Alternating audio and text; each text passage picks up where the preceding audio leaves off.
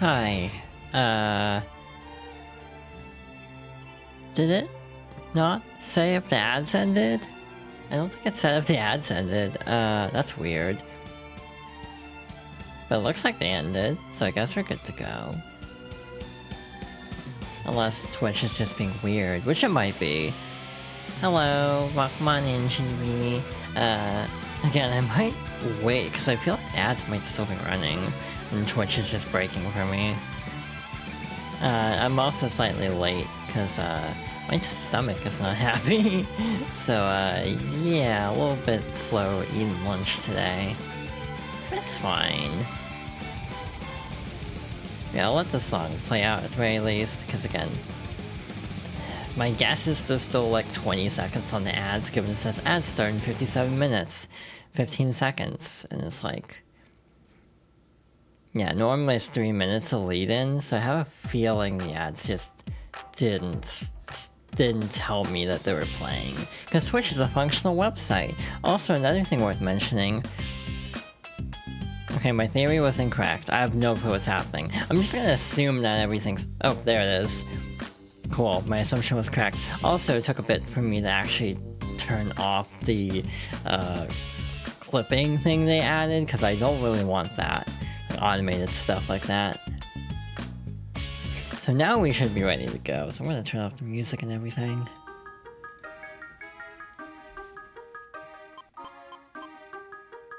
I assume it's gonna take a moment to pop in. There we go. Also just making sure, because sometimes Melon DS does not play nice with OBS. I'm checking. Give me a sec to make sure there are no like frame drops or anything in the game. I think we're good to go.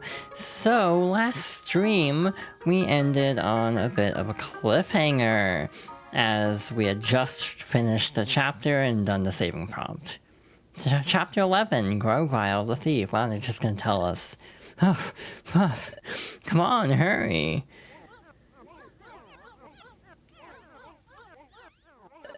Everyone's here, yup.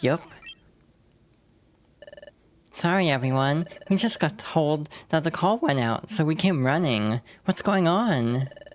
Another time gear was stolen. What? Not another one. From where now? Where was this time gear stolen from? Well, what's the problem? Did it happen somewhere you don't want to talk about? Wait, it wasn't the one from... Yes, yes, it was. This time, the time gear from Fogbound Lake was stolen. Huh? But how? The time gear that was at Fogbound Lake, only we knew about that, right? So how can this happen? It couldn't be that a member of the guild talked, could it? What? That wasn't called for. Hey, don't trust your fellow members? Sorry, that wasn't called for, you're right. No one would break our promise to keep that a secret. It just never happened. I wasn't thinking, I know no one would ever do that. I'm sorry. Well, it's no wonder that you'd leap to that conclusion. I mean, this horrible thing did happen right after our expedition. Just one moment. I'm afraid I don't quite understand. There was a time gear at Fogbound Lake? I did not know that. Did I not hear quite a different tale about your recent expedition? I recall being told that your expedition to Fogbound Lake ended in failure. I apologize, Great Dusknor. We made a promise, so we couldn't tell even you, Dusknor. Anyway, a lone intruder slipped into Fogbound Lake, knocked out Yuxi, and made off with the time gear. Yuxi? Is Yuxi alright? Yes, Yuxi is fine. He's under the protection of Magnusone's squad. No need to worry. Phew, I'm glad to hear that. Wait, there's more. According to Yuxi's victim statement, the intruder's identity has been revealed. Then fess up, what kind of critter are we dealing with? There's already a wanted poster up for the thief. See for yourselves. This Pokemon goes by the name of Grovile. Oof, that's one nasty piece of work. Grovyle. So this is the Pokemon? The thief who's stealing the time gears. This wanted poster just arrived. It was issued based on Yuxi's statement, and arrived as part of an all-points bulletin. Oh, that figures. That's why all those pelts were flying around. Officer Magnezone obviously doesn't want to see things worsen. They put a remarkably high bounty on the thieving Grovyle. We promised Yuxi. We promised not to reveal the secret of Fogbound Lake, but then this happens. We didn't leak the secret, but I'm ashamed to show my face in front of Yuxi now. Hey, here's what sticks in my craw. The view there has been ruined. And hey, I just can't forgive that. Hey, Guildmaster.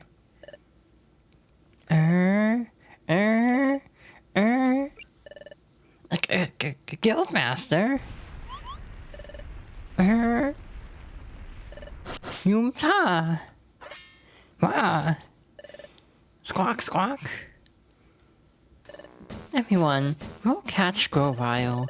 We'll catch that thief. I vow it upon the name of Wigglytuff's Guild. Chatot, if you will. Yes. Okay, everyone. From here on out, we are putting our full focus on capturing Grovyle. Do your best to bring Grovyle to justice. Goes without saying. Hey, there's no way we can let any more time gears be stolen. Come on, everyone, let's pull together. Let's do it for Yuxi. Wigglytuff, I believe I understand the situation now. I will join in your guild's pursuit of Grovyle. Thank you, Great Dusknoir. Golly, having the Great Dusknoir in our corner is mighty heartening. Hey, we're honored. Oh no, it's my honor entirely. At present, the Guildmaster and I shall confer. We will devise a strategy for finding Grovyle. In the meantime, you should all start preparing to go on searches. Return here when you're ready to leave. Okay, everyone, let's outdo ourselves. Hooray! Is it bad that I already forgot what he told us to do, like, 5 seconds ago? We should hurry and get ready, Yuna. Let's start preparing with a visit to Treasure Town. Oh, we're getting ready. Also, hi Peter, hi Dwankai. Thank you for the nice words. I do my best to be pretty. Sometimes I feel... Oh, wait a minute. I didn't think that through for prepping. I should actually have my money on hand. You will lend my support to capturing that thieving Grovyle. Let us work together and catch that Grovyle. Something happened at the guild? The guild's Pokemon seem to be in a panic or something. I have to get a move on and pack, huff huff. Let's catch that thieving Grovyle, hey. Oh, this is open now. Yeah. Visitors? Finally, my first visitors. Welcome to Marowak Dojo. This is my place. It's dedicated to the training of exploration teams. The dojo went to rack and ruin, then to a pile of rubble, but it has now risen from the dust to its former glory. But I haven't had any visitors. There hasn't even been one. It saddened me to my very marrow. But then, along came you two. You are my first customers. From my very marrow, I'm feeling overjoyed. I don't even want money. Keep it, just train here, that's all I ask. Here's the entrance to the training mazes. I have to tell you one thing, training mazes aren't like ordinary dungeons. There's this icky part, you see? When you go in, you hand over everything that's in your treasure bag. To avoid losing the items in your treasure bag, put them in Kangaskhan storage before you go in. There's more. If you get KO'd, you don't lose the new money and items that you found in the maze. You got to keep them. There's no risk to you, so you can go all out while you train. So yes, make me happy. Train your team here. How about it? I don't want to lose my items, and also we're kind of in the middle of something right now. Oh, Yuna and Nia, there were many Pelipper flying about, filling the sky. I've never seen so many Pelipper in the sky at once. Second part of town. We must capture that dreadful Grovyle. We've heard they've identified the thief who has been stealing the time gears. I've heard that the thief stealing the time gears is named Grovyle. Can't say I've heard of him. We have Team Flame will participate in the hunt for Grovile. I'll work up my courage for this. Hey, quick question. Oh, you don't have the room to carry any more items, dear. Oh. Right, we were pretty full up last time. Use TM, I guess we'll store that. Or should we do a box? Oh wait, we can't store that. Yeah, hold on to that. We'll cook that in a bit, I suppose. Store that, because that's probably important. I probably have too much stuff. I'm a hoarder in these games. Maintains attack and special attack? What does that mean, maintains?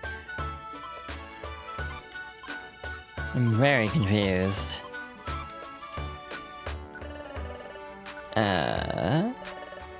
Take out.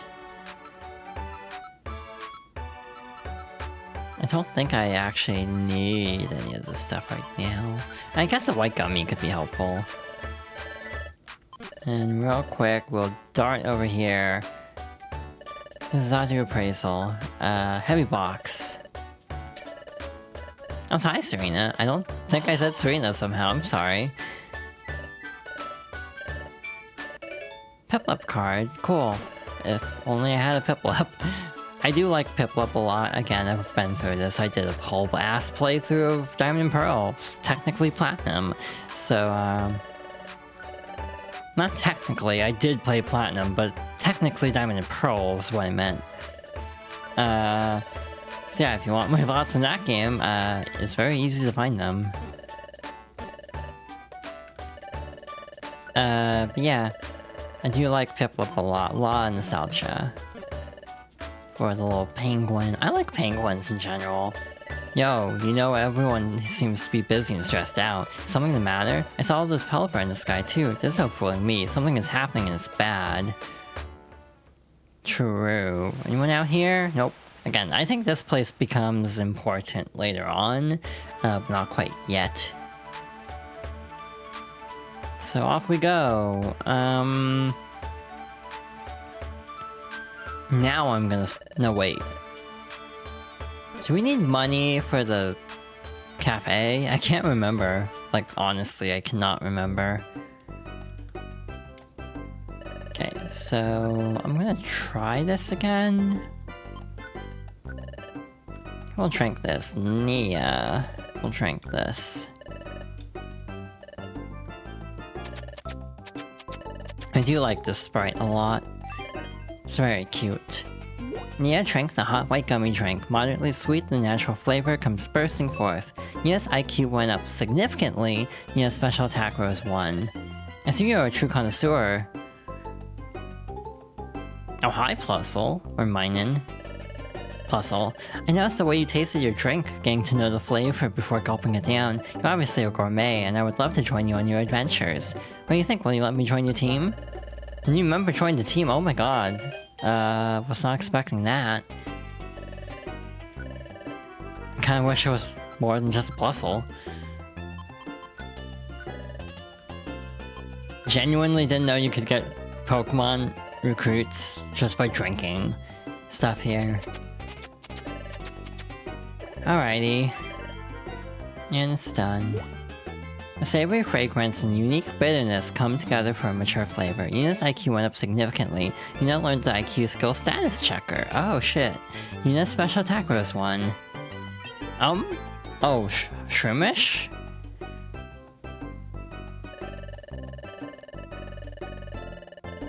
Oh, okay.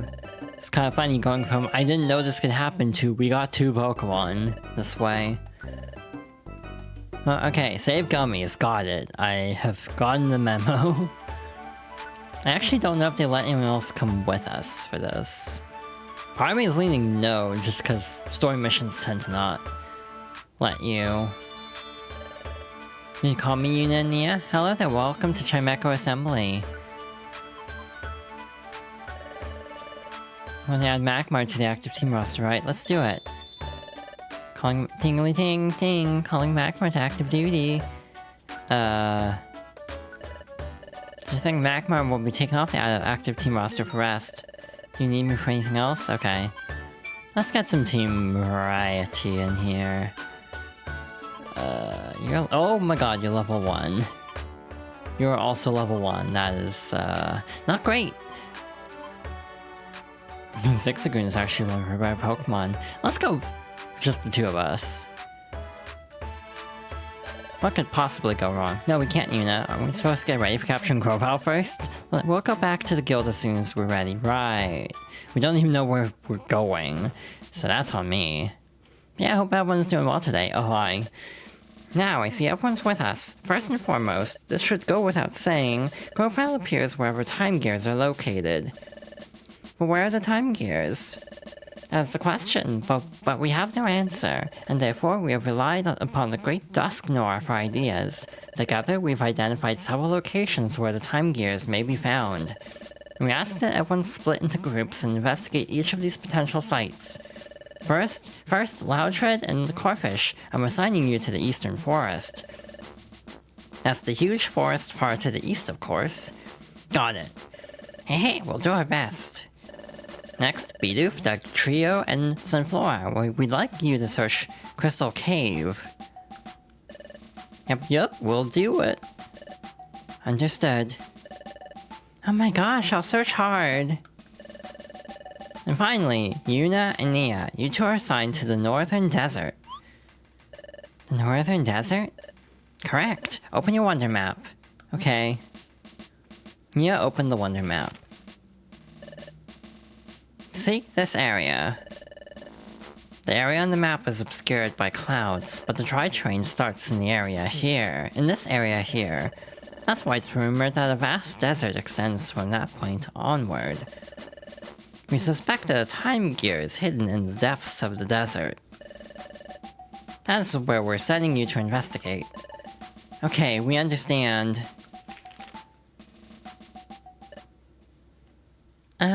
What about me? Diglett will remain at the guild. We can't very well leave the guild completely unguarded. Kronkunk and I are staying behind at the guild too. The work we do at the guild is important too. Let's make sure we keep up our good work. Yes. Now let's find the time gears, everyone. Yumta! Hooray!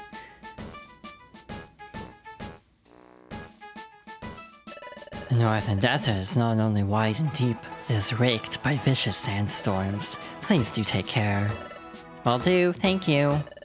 Yuna, let's try our best. Hi, Yuna and Nia, you've been assigned the task of searching the Northern Desert. I'm counting on you two. In the name of Wigglytuff's guild, we'll catch that Grovyle. Alright, so yeah, I feel like the story kind of meanders a bit in the early game. The three of us, Bidoof, Dugtrio, and I, were supposed to go to the Crystal Cave. While we weren't paying attention, Dugtrio went off somewhere by himself. Where's he gone to? We'll leave when Dugtrio decides to join us. Have you all happened to see Dugtrio anywhere? So I'm wondering if we can actually get an event here. Cause last time we saw Dugtrio, he was by the cliffside. I'm just wondering if he goes here before missions.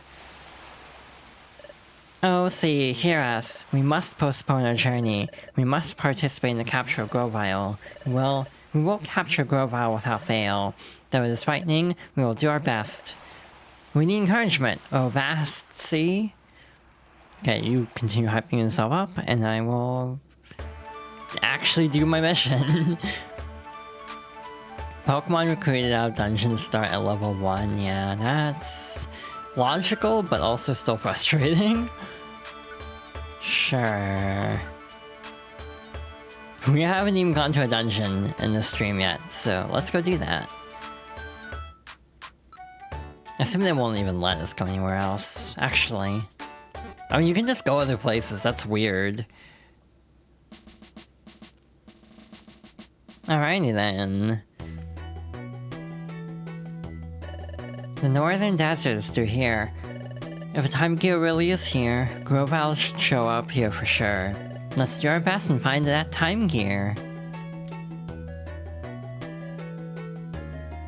Alright, Doing my best to catch a thief. Please tell me you're steel type. Well, I guess you're going to dodge, so it doesn't matter. You're not steel type, that is good to know. You're probably rock type then. Or you're two types that cancel out. Super effective. It's mostly rock and ground types, oh good. I'm gonna get bodied. Hey Nia, if you want to do something, I really appreciate it. Cool, this is gonna suck. Iron is still rock, so it cancels out, probably. Grimy food, right, there's like someone who would cleanse things, I'm pretty sure. Oh, that's not effective. This won't be either, right? Yeah. Oh. I'm sensing a problem. I'm sensing a big problem. Oh god. Oh no, are you vulnerable to this? Please tell me. Okay, we lived. Yeah, no, we might be kinda screwed. Oh good, Baltoy. You're psychic type, aren't you? Yeah. Glittery box. Cool. Wait, no, it's just up here. What am I doing? What? Oh my god, that sucks. I'm getting out of here. That's a bad sneak attack. Oh shit, we're kinda hurting. Flamethrower, go! Just cook that cactus. You're also part dark type, aren't you? Ow. More grimy food, interesting. I don't know what this will... The weather has become a sandstorm. All Pokemon except for ground, rock, and steel type Pokemon something. I didn't get to read it. I assume we take damage periodically. Oh hi. Hey, Larvitar wants to join your team. Will you accept Larvitar as a member? Oh, that's a good little bump for us. Level 62. Not bad. Oh god. We are outpacing, I think. Nope, we're actually breaking even on that. In a fight, that could be really scary. Larvitar, I swear to god. Look, like, what the hell? It's like, okay, maybe Larvitar won't help us. Because that's just gonna make everything harder for us. Can you send a Pokemon back? Send home? I'm just gonna do this. Larvitar went back. Because I don't need him casting Sandstorm every turn. That's just gonna make it all very miserable. I mean, if you're gonna fight, I might as well join you. Again, you're rock type, aren't you? So this won't do a whole lot. Oh, or I could just miss outright. That works too. Alright, this isn't terrible so far. Hey, Baltoy wants to join. Oh, does Baltoy not have a gender? Because it didn't say anything for that. Oh, shit. And Pokemon have abilities that cause weather events to spawn and the weather will not go away until they're gone. Oh shoot, that's my Baltoy. It's like, oh god. That's why I was just wasting PP. So yeah, I just sent them away because it's like, I don't need this to be cast every time. That's just gonna make it miserable to navigate. I'm gonna do this so all my Pokemon are nearby.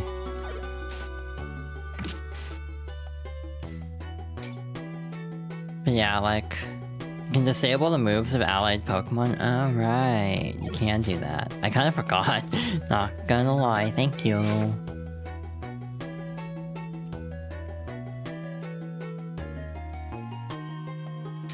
Yeah, it's kind of hurting. So let's toss her a berry.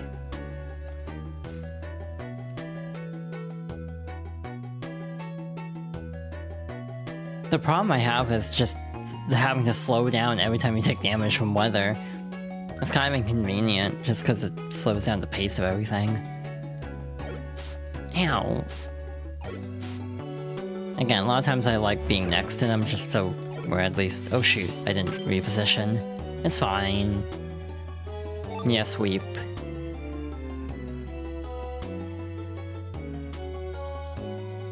See, the funny part is it feels like... Ow. Ow. It feels like kinda like, we're skipping a step here to explain this. It's like, why do I like the name Nia so much? We'll get to that eventually. Oh, that's gonna suck. In some ways, because I want to stream this game genuinely, because it's a game that means a lot to me, and it's also a game that I have ways TM of speeding up a little bit. So hopefully won't be too bad. But it is likely to be very time consuming. And there's also the feeling that one of the main people who would be interested in me playing this game unfortunately won't be around for it. So I also will be on my own for help in that regard. That is also mildly intimidating. Assuming nothing changes by then, because we still have so many games to get through from the plan. Oh, that hurt a lot. Ow. I'm gonna do this. You deal with it.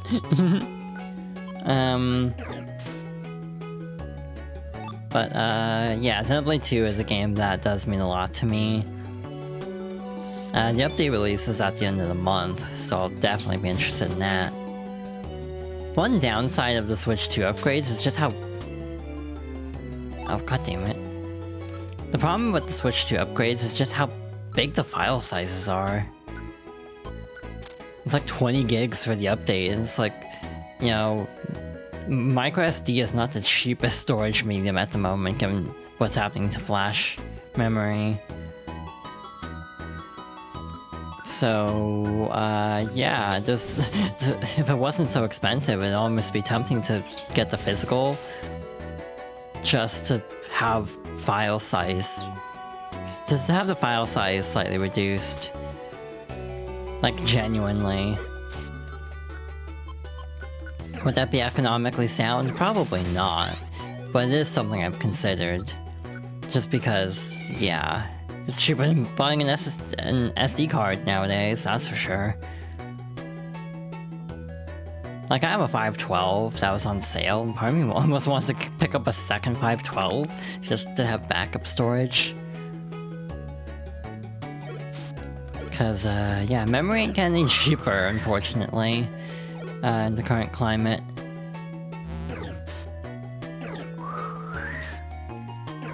Current estimations are that the memory situation is just gonna be kind of screwed into perpetuity at this point. Which I'm obviously not happy about, because, like, you know, if a module of RAM goes bad, then you just upgrade, because you can't replace it. With everything being absurdly expensive. Because of technology that doesn't even have any useful benefit. And it's just like chasing a fad. Like, there's the irony of how heavily companies are investing into, like, data centers and stuff. And they're also the ones having to pay the price elsewhere. So, like, you know, the obvious examples like Xbox, where, you know, the next Xbox is going to be stupid expensive because of Microsoft's own pumping of money into all this technology. So it's kind of like weirdly backwards in a way. Not backwards, but it's just weirdly not, like, short-sighted. Oh, god damn it. Okay, so Ball Toy is not a great choice either. I'm just gonna send you home. I mean, I should have just disabled the move. I already forgot.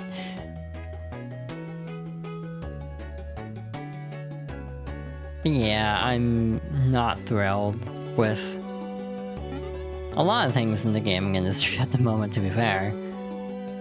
They're operating at a loss, but going ahead with it anyway. Yeah, that's the really aggravating part. But speaking of really aggravating... But anyway, do about this.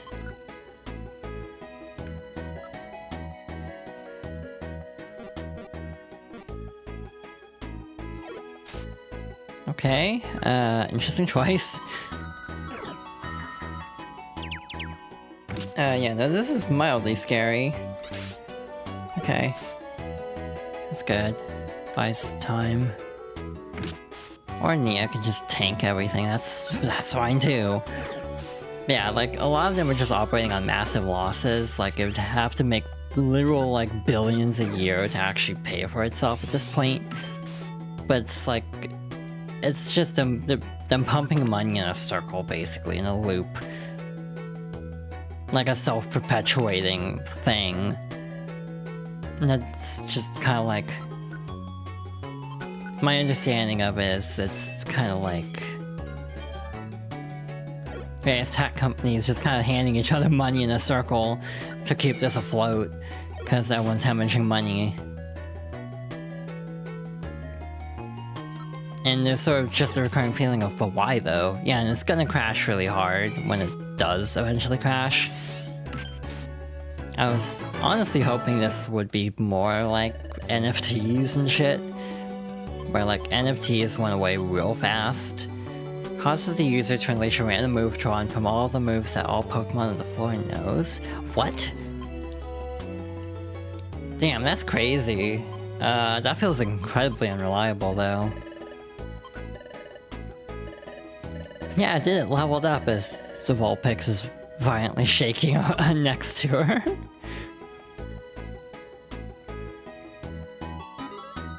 Oh shit, gotta eat something. An apple should get us through the rest of the dungeon. This can't be like a 24 consecutive dungeon. Right? Cool. My instinct was correct. Is this the deepest part of the desert? Wow, there's quicksand! The sand's getting sucked down here and there.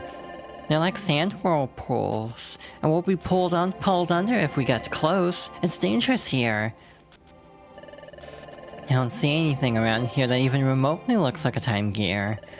I guess there's nothing here. Oh? What's wrong, Yuna? This feeling. It's like the one I got at Fogbound Lake. I know this place. Maybe I've only heard of this place, but it seems like I've been here before. I can't tell which. Either way, I do know this place. Say, Yuna. What's wrong? You seem to be in a daze there. Well, there seems to be nothing here. How disappointing. Let's report our findings to the guild. Let's go home. Yuna's dying. This ain't about her. Yeah. Also, come on. Why are you pushing me? That's like big, obvious sand whirlpool. Oh, nothing here. Guess we'll leave. It's like, oh my god. The clouds parted over the northern desert. I like this game a lot. But sometimes the characters do not make choices that I would make. What? So everyone's back from their searches, but nobody found anything? Disappointing. That's what happened, alright. Hey, we went out to the eastern forest just like we were told to. But hey, there's nothing really there but the forest. And as for Crystal Cave, yep, it was chock full of crystals. Mighty pretty cave, I tell you. It was so pretty that I just couldn't help myself to a crystal. When did you pick that up? I was with you the whole time. I never noticed. Bidoof. Our objective was to find a time gear. We all failed to achieve our objective, but you had the nerve to collect a souvenir, totally unrelated to the mission? Who do you think you are? Oh, oof, gosh, I'm sorry. I just wanted a tiny treasure for myself, that's all. Dusknor, sir, I regret to say it.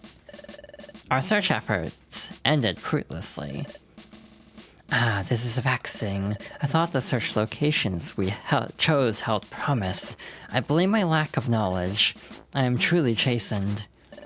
My goodness, no! You mustn't blame yourself. Why, it was thanks only to your vast knowledge that we came up with our plan, Dusknor.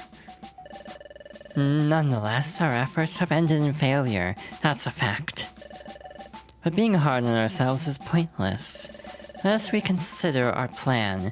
We'll devise a different strategy tomorrow. Yes, let's do that. And may we find success together. That's how it stands, everyone. That's enough work for today. Rest up, prepare for tomorrow. Understood.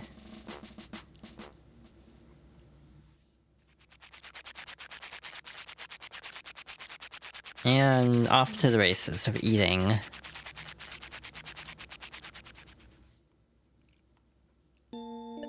We should get some sleep too. Let's make tomorrow another good day, Yuna. Okay, good night.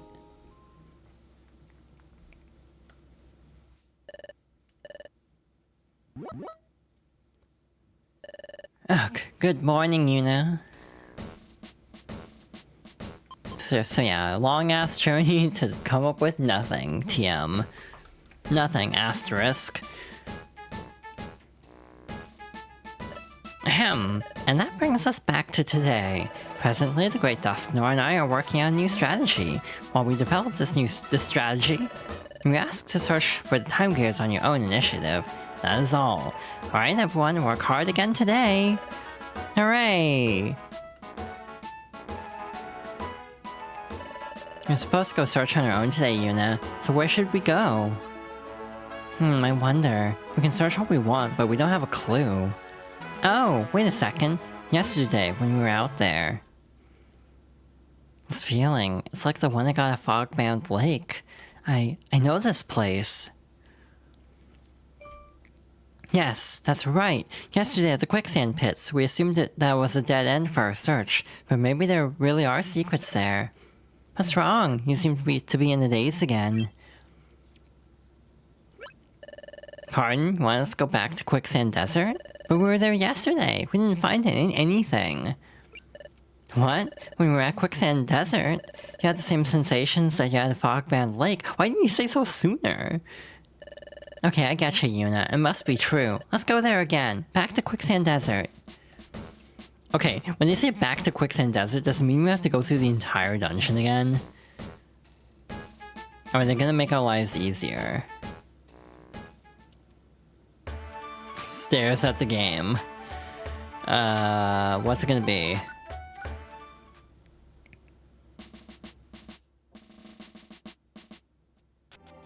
Oh, thank goodness we skip it. Well, we're back. It still seems like there's nothing here. Just this white sand stretching out in front of us. And quicksand pits, obviously. Is there something more here? What kinds of secrets are hidden here? It's very faint, but I can still feel it. This place. I know it somehow. But looking out over this, I have to admit, Nia's right. There really is nothing here but the desert and the quicksand pits. Aside from those pits, there's nothing. Wait a second. If there's only quicksand, that's the key to this mystery. There's no way forward, or is there? What do you think? Where should we look, Yuna? Pardon? What did you say? You want us to jump into the quicksand? Are you serious, Yuna? Are you seriously saying that we should jump in? Okay, I trust you, Yuna. I have faith in you, Yuna. It's all thanks to you that I've come so far, Yuna. During our first exploration... Okay, I gotta be brave now. If I get scared and fail to leap through at full speed, I'll be smushed no matter what I do. If I'm going for it, it has to be without any hesitation. Be brave. Use all your courage. I put my faith in you that time, Yuna. I put my faith in you that time, too, Yuna. I was able to go on because you helped me be brave, Yuna. My feelings haven't changed since then. So let's go for it. Let's jump into that quicksand pit, Yuna. I think like 9 out of 10 of her sentences ended with the character's name. Are you ready? 1, 2, 3, go! Wow!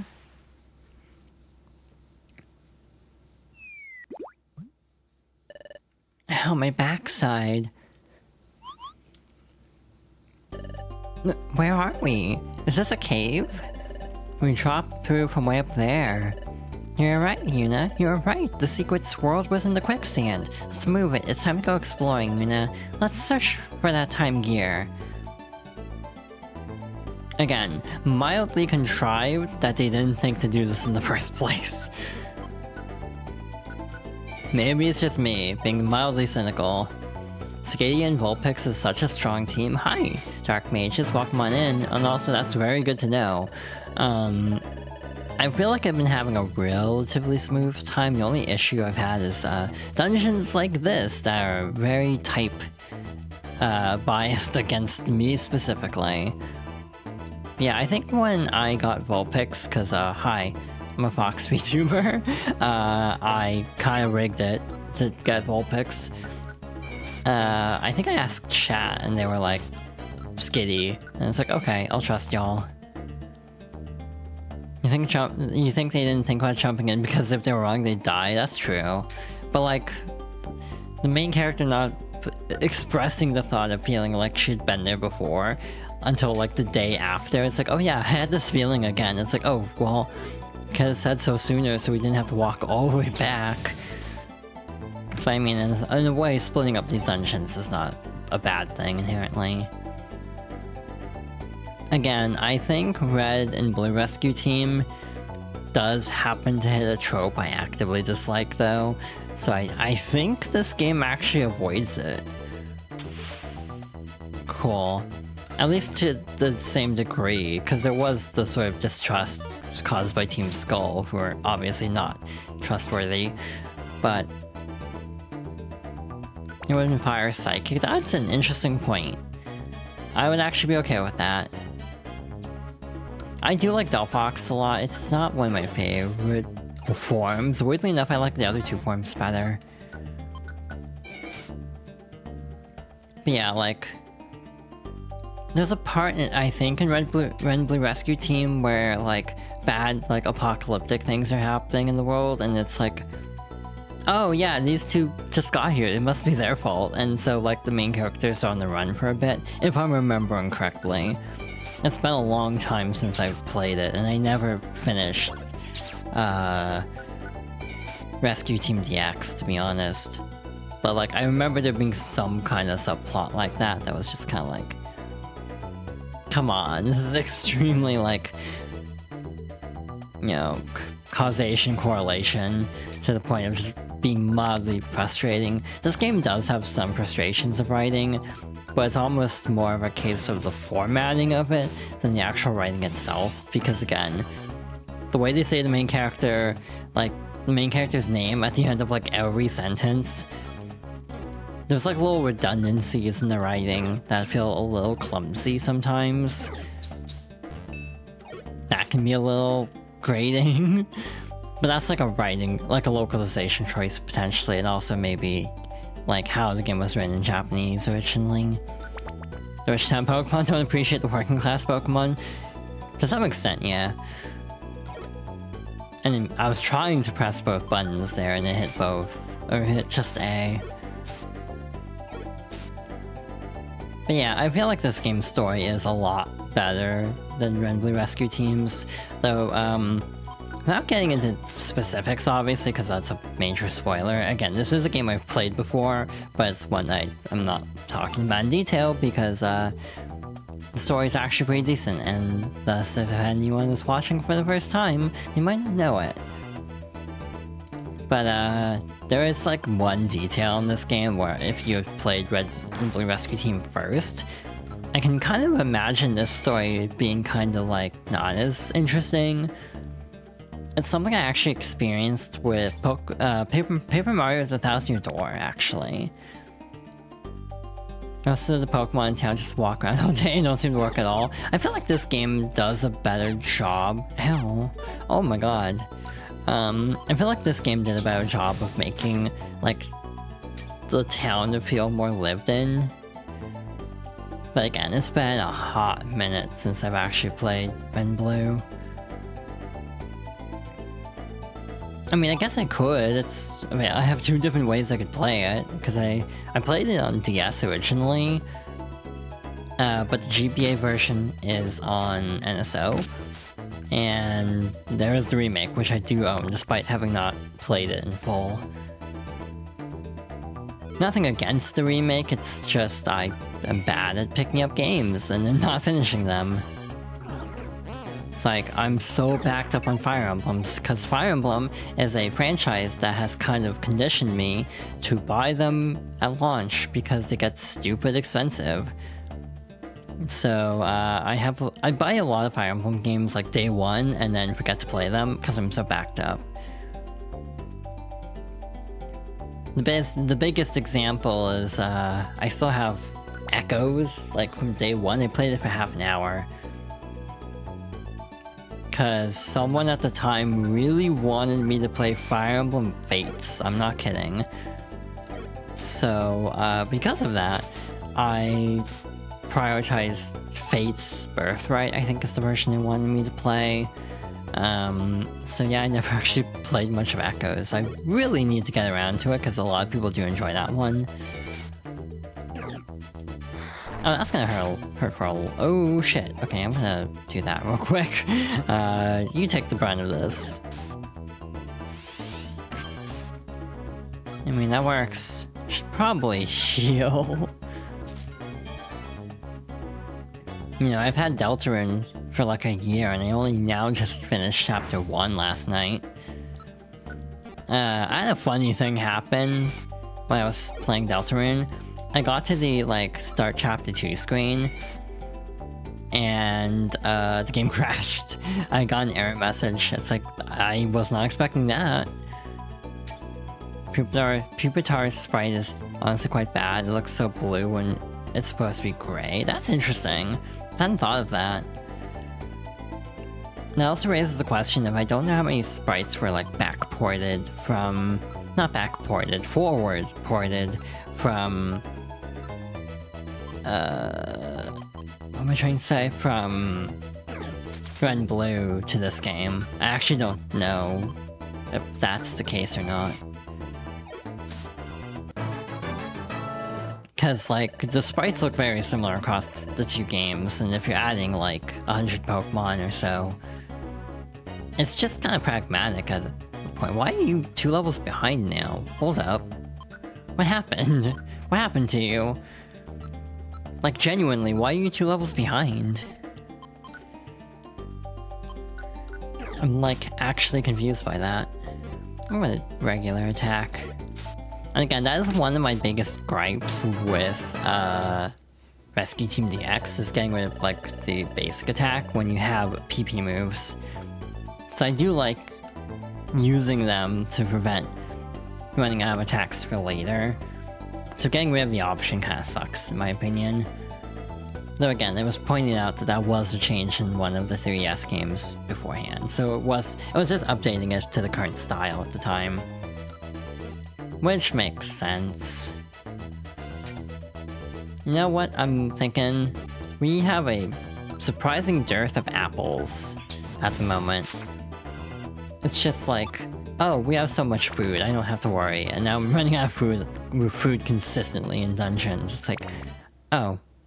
Oh shoot, that's it? Okay. Oh, it's not it. Fear.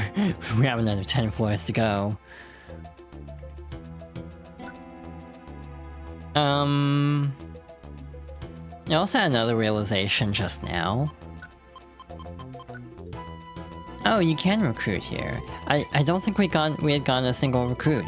So I thought, like, I wonder if in, like, the Time Gear areas you're not allowed to recruit Pokemon. Because, like, during the expedition, obviously you couldn't. I talked about this before, but again, I do wish there was a mod, or ROM hack that changed it to a Alolan Vulpix without, you know, completely changing the game itself. Because I would love to play the game vanilla, except you have an Alolan Vulpix.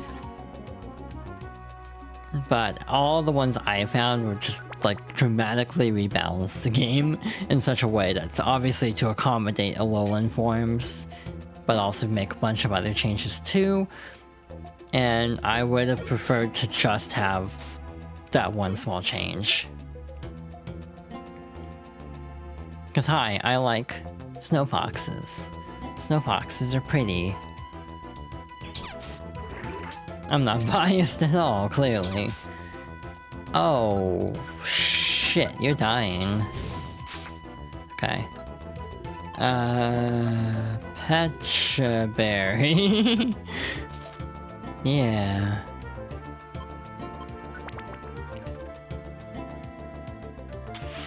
Oh, good. That's a great time for that while Nia's dying. Confused right, actually might not be a bad play here.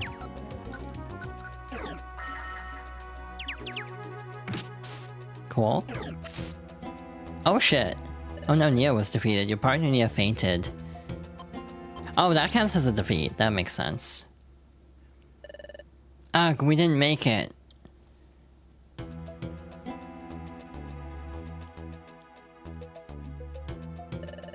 Ugh, the going is really rough here, but we're so close. There's no giving up. We have to keep trying. Checking my inventory real quick. We lost the power band, didn't we? Given that we were at the very start, now let's actually restart. Let's just reset, because, again, we didn't lose anything, we didn't gain anything either, so it's just a net loss. We just saved. But, like, losing the power band means that getting through the rest of that will be extremely rough, so, just for the sake of time. Quicksand Cave. Again, I expected to have to, like, reset and stuff a lot in this game, just because it is a little bit rough. I do like the game a lot, it's just not always the kindest game. And just bad luck getting to, like, Tyranitar on a sandstorm while Nia was already kind of dying. Just kind of a handful of rough dungeons here. Which happens, sometimes you just get really bad combos of just type disadvantage.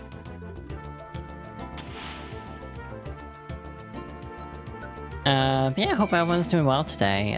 So far so good on the game, at least. Oh god. Okay, okay, cool. All of them missed.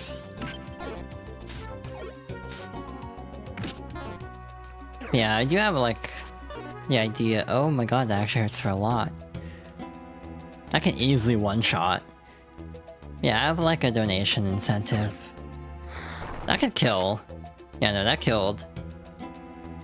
Cool. So, neat.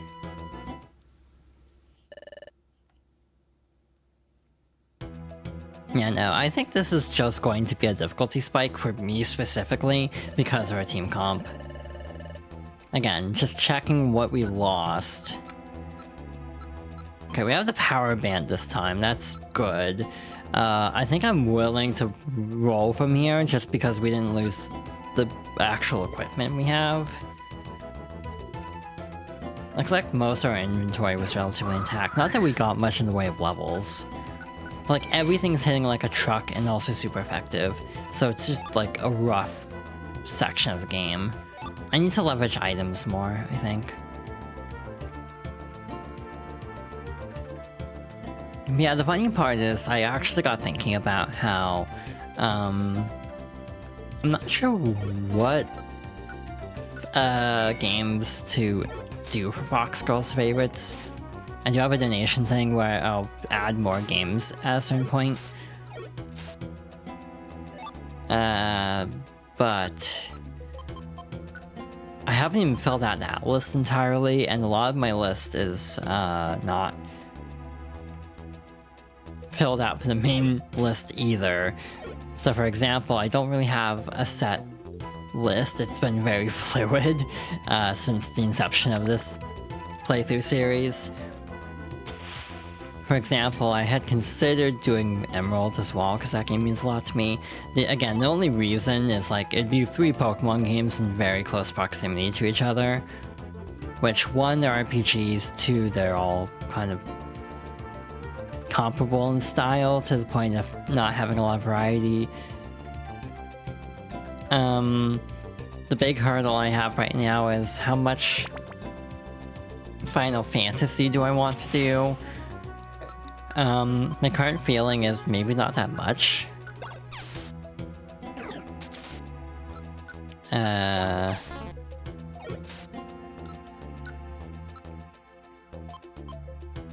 How much does this... Actually, wait a minute. I'm debating what to do here. I just need to live.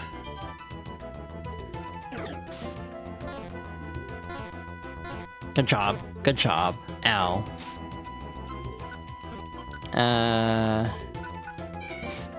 Cause like with Final Fantasy it's awkward a little bit, just because as much as I like Final Fantasy, I don't know how much Final Fantasy is too much for a stream playthrough. Cause I'd kinda like to do at least 10 and possibly 9, but if I had to choose one or the other, I'm a little bit torn, because I actually have reasons for being attached to both. We might pop this, because this is a dangerous floor.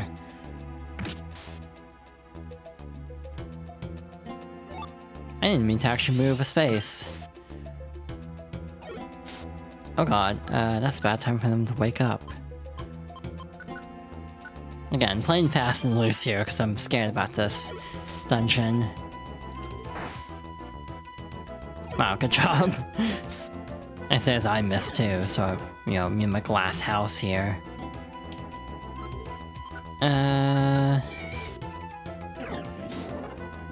Oh, God. I have nothing to heal with. Oh, so we just need to land this attack or I die. Okay, so I die. Nope, Fire Fang. We live. Now I die. Nope, okay.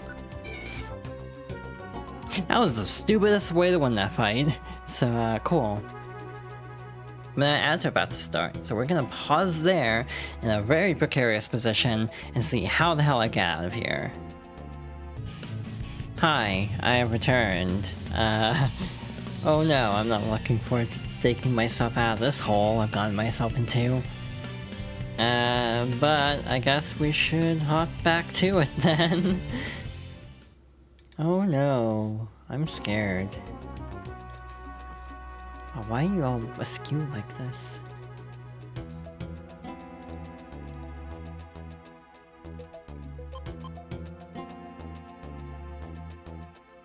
Alright, so we're in a bit of a predicament at the moment. Just double checking. Yeah, I have no healing, so that sucks. We are in a very bad spot. We are technically... Oh. Okay. Yeah, no, I don't know what I expected. Again, we're losing so many items that we're kind of just at a disadvantage. So again, I'm gonna restart to hopefully give ourselves a bit of an edge here. Thank you for the hydration check. This is a great time while I'm reloading everything.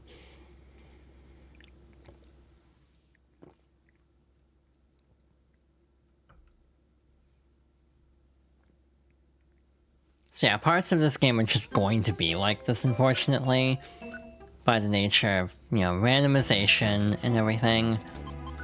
Just double checking our item situation here. Yeah, no, we lost a lot of healing just by that one reset. So, for real, hopefully. Let's give this a go. I think the farthest we've gone is floor 4, which isn't great, to be honest. It's probably halfway of the Kangaskhan statues after floor 10. That indicates to me that we probably have at least 9 to 10 floors to go here. The problem is we can't really use stab moves. Yeah, just 2 of those hitting just drains my health so badly. But as I was saying before the ad break, again, I'm really torn on how much Final Fantasy I should do for Fox Girls Favorites, because I love Final Fantasy. Okay, I'm gonna swap out.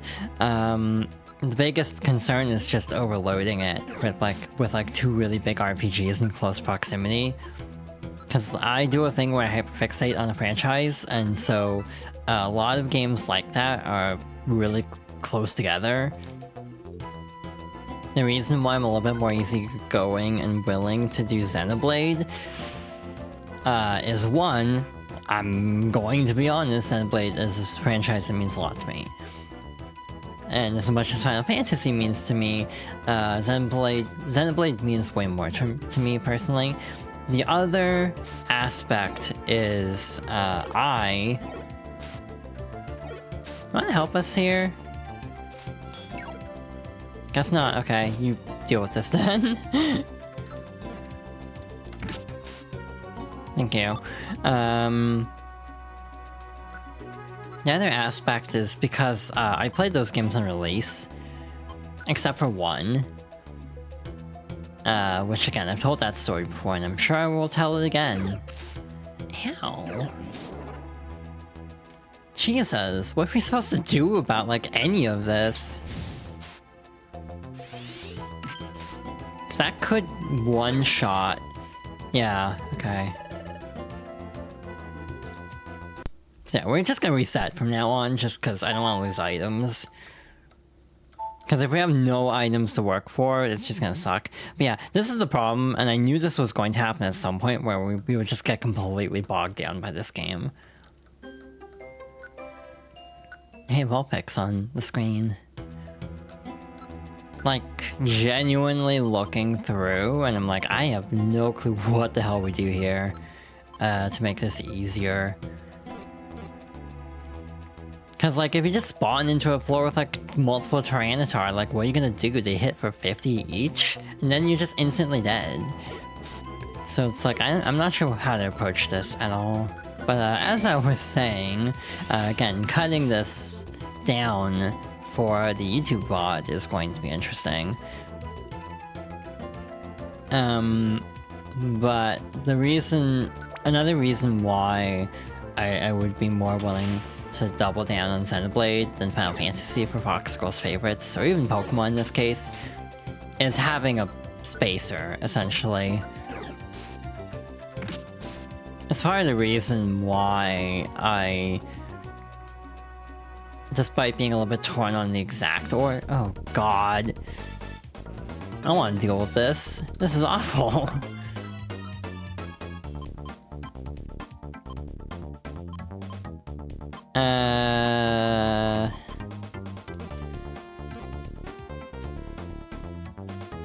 Can I even live here?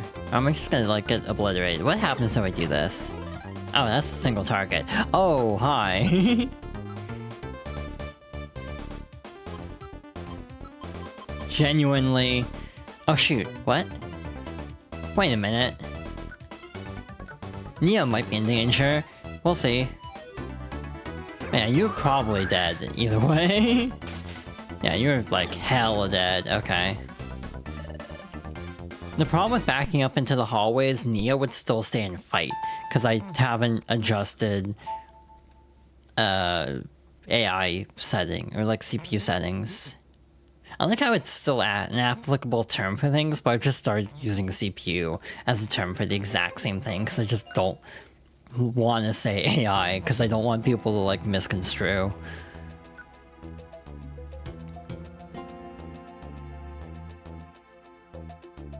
Yeah, so I should actually look into that. Tactics. Let's go together. The problem is when it's like, let's go together, they will still stop and fight. Unless I choose to like run away, essentially. So yeah, it's just a case of this dungeon's going to suck. There's no way around that, is my takeaway. All hit orb, what does this do?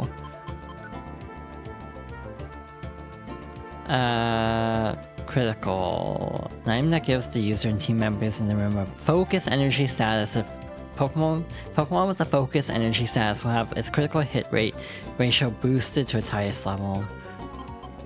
It's not terrible. We'll swap it. Actually, there's something else down here. Spikes. I should probably be using those more.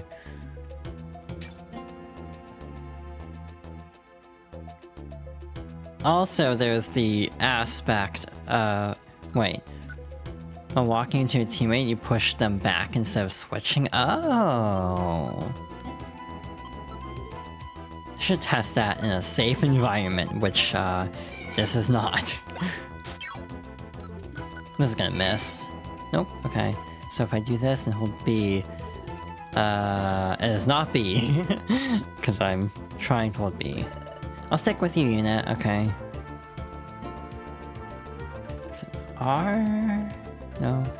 It's not L, it's not R. I don't know what button it could be, because I feel like that's all the main buttons. But that would be helpful if that's an option, to just move back. So whatever running is, like in a hallway, I feel like that's just like swapping still. Like I'm holding B and nothing's happening. Unless that is a specific option. D-pad, check direction. Huh. Interesting. Oh, you can turn that off. That'd be good given what happened last stream where I accidentally like moved out of position just because I was trying to like tap back into a window.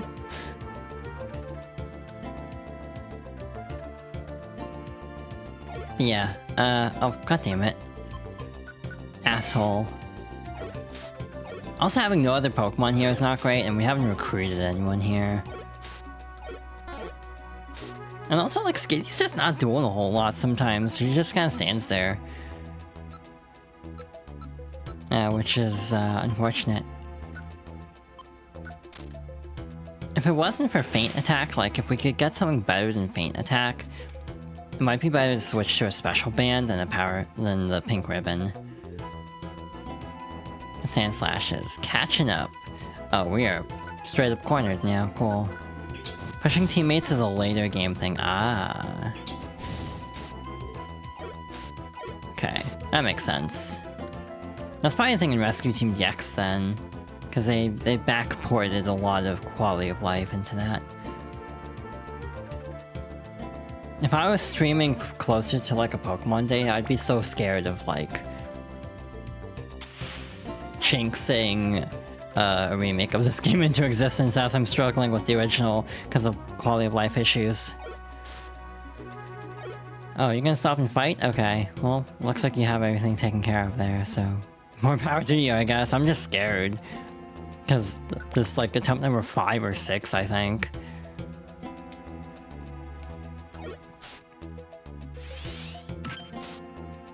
I'm kind of rushing this dungeon, which isn't great and not really doing much to help with the problem of feeling underleveled, unfortunately. Like, I'm kind of rushing just to live, hopefully, but that means I'm also not leveling up. So it's kind of like a weird oxymoronic problem of just kind of looping in on itself as a problem of like, I can't get stronger if I don't stop resetting, but it's also getting increasingly hard to get through the dungeon if I have no items, so I'm resetting. It's basically the Tyranitar there, the biggest problem. I got really quiet because it's like, I might jinx myself.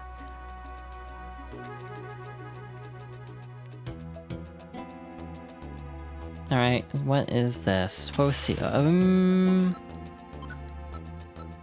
Given everything we've been dealing with, Focil might not be bad. Thank goodness. Okay. We're leveling up. We are slowly leveling up. Just...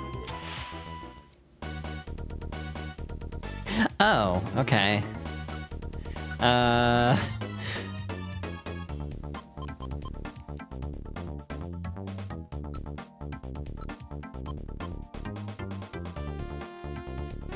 Yeah, no, that's bad. It's real bad. Okay, I have an idea. I don't have the warp seed, do I?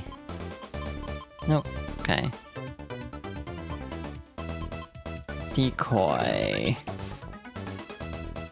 I'm also gonna set your CPU behavior to be more passive, I think, for the time being. Like, get away.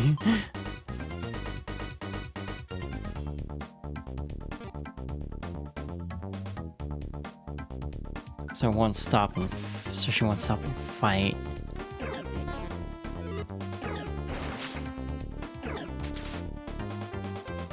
Okay, so now what I'm gonna do is Focil.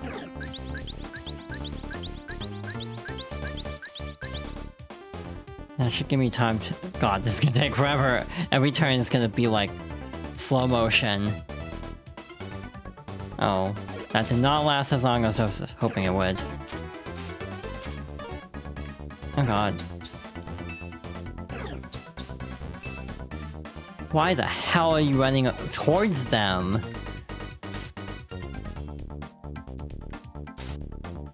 God, okay,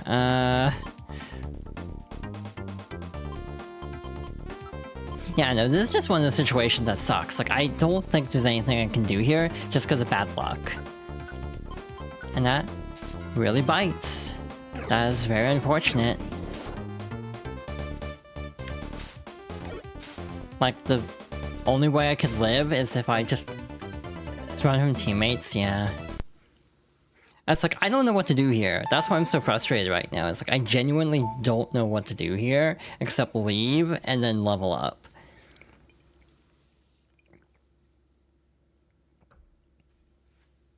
And that's why I'm so like, I'm at such a loss of what to do right now, because I don't even know if this is possible without getting absurdly lucky. That's the issue, is I just need to get like kind of perfect luck to actually get through here. And that's my issue with Mystery Dungeon on the gameplay level, because it's like, I love Mystery Dungeon from a story level and a setting level, but like, sometimes the gameplay of Mystery Dungeon is just mildly infuriating. And that there's not an easy way to do anything. And like, you can just get complete... like this. Like, this is literally in the exit room.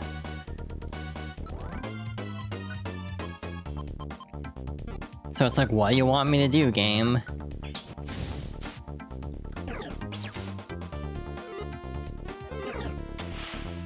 Okay, yeah, no, that's bad. Every attack has to miss, basically. Nope, actually they're blocking the exit. So I just die here, probably. Cool.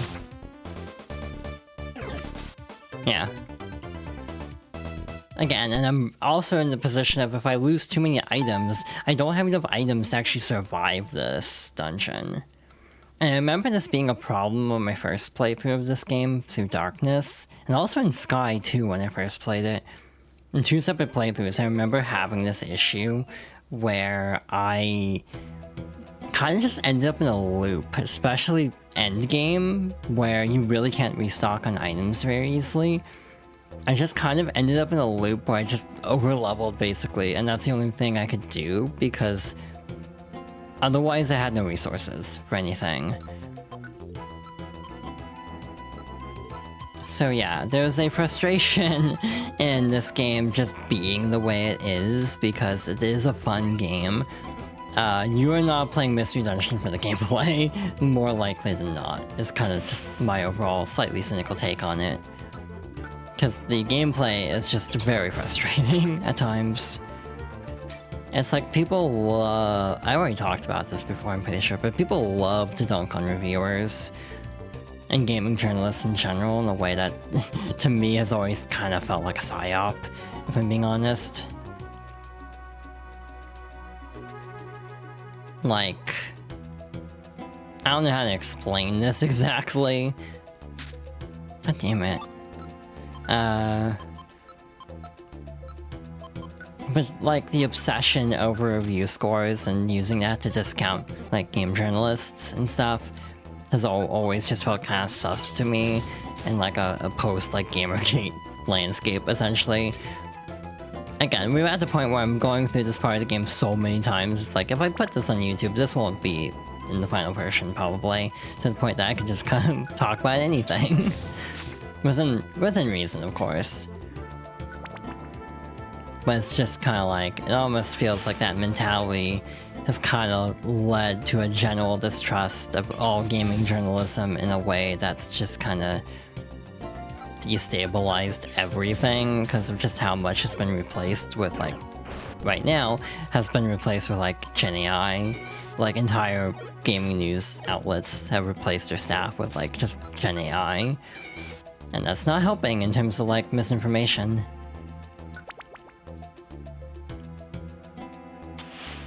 Alright, big floor, but no other major hazards in sight, so that's good. You play for the gameplay, but you also have the autism that makes you willing to keep banging your head against difficult stuff. That's fair. The answer is, I also have that. The problem is I'm streaming. Like, that's literally the issue, is I'm streaming. If I was not streaming, I would not mind bashing my head against the wall of a game like this. And, you know, as a kid, I had no issue doing that. But it's like in a streaming setting where I feel like if I'm not making progress, that's not fun for everyone else. That's kind of why the most frustrated I get at a game is when I'm streaming it and then stuck, because then I'm actually in a position where I'm also having to be entertaining. And I don't feel like I'm being entertaining if I'm just getting frustrated at a game. If that makes sense. You know, Confused Ray seems to actually be the ticket here. Yeah, Tyrantar sucks, is the takeaway I'm having. For me specifically, because I like Vulpix. If I was in a Alolan Vulpix, I would still be screwed, actually. Because even though we'd have positive type coverage for offense, we would still take, like, quad damage or something. No, like 2 times damage. Screw that Ninjask in particular, I guess. That's off-screen. Because, like, last stream, everyone was like, yeah, no, it's got really good range. It's like, okay, I guess that's put to the test now. Yeah, it's like... in an everyday environment, I don't really mind. There are exceptions, like I got really frustrated by Mina, the Hollower. And to some degree, oh shit, that's bad. To some degree, I'm not even 100% sure why that game, like, pissed me off as bad as it did. That's not great. That's really not great. Does this actually work from here? Okay, that was scuffed, but we lived. I actually might toss a max PP, and items in general I might be a little bit less, a little more like willing to chuck items a bunch just because I'm, again, this is like the 6th attempt at this, probably more actually. So I'm at a point where it's like, I should be pulling out all the stops just to make this take less long. But yeah, like, genuinely the most frustrated at games is when I'm streaming them, because then I feel like I need to keep the energy up. If I'm just getting frustrated at the game, then it's harder to maintain that energy.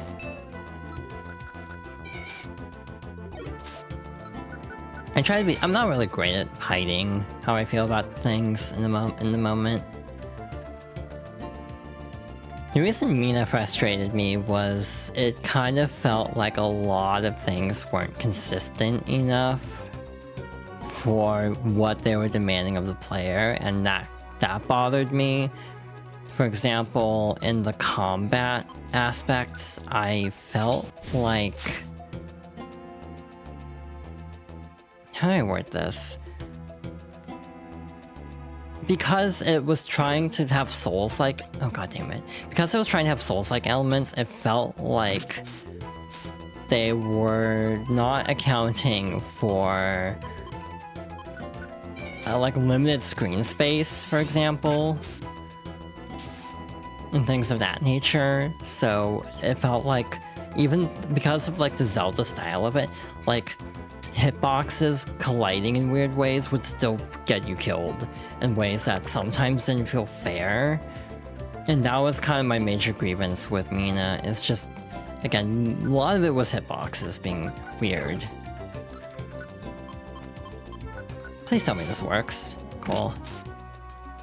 No, shoot, it's the other one. Oh, okay. You're just gonna die anyway. That works.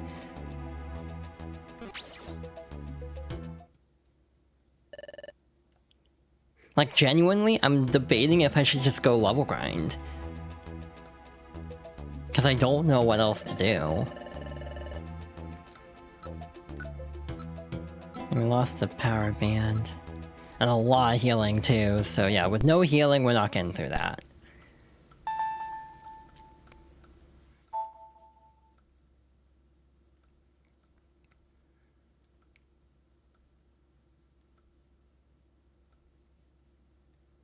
That was our best run, because we just had good luck. And that's kind of the frustration, is it's luck, ultimately. So, again, my guess is floor 10 would be the last floor, potentially floor 9. So, I think we're getting close. It's, again, just a matter of getting very good luck. And, I'm not sure if even like a level up would help at this point. Just because the issue isn't dying, and the issue is type coverage. And also multi-hit moves suck, apparently. Because if a multi-hit move does like 15 to 20 damage, that's like... If everything hits, that's like your entire health bar gone.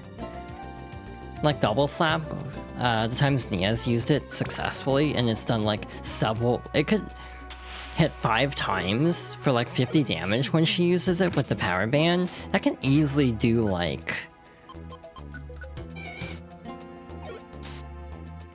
200 plus damage in like one turn. That's kind of absurd, actually.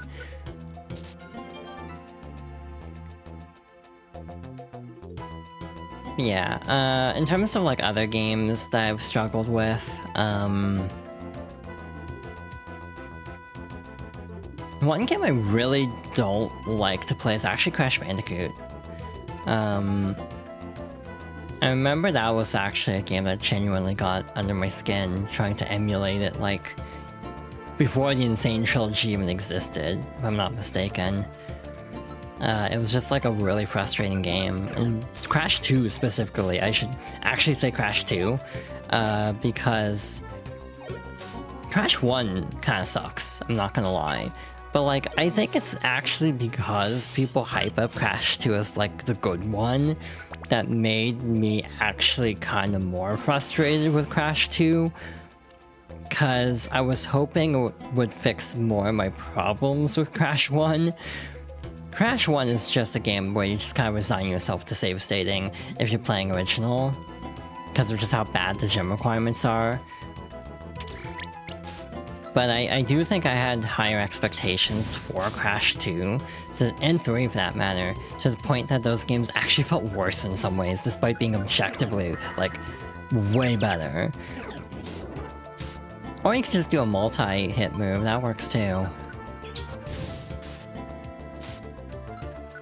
Let's gonna do this again.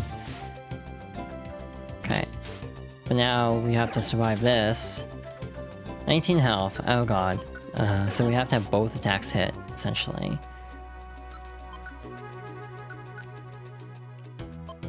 You are in bad shape at the moment.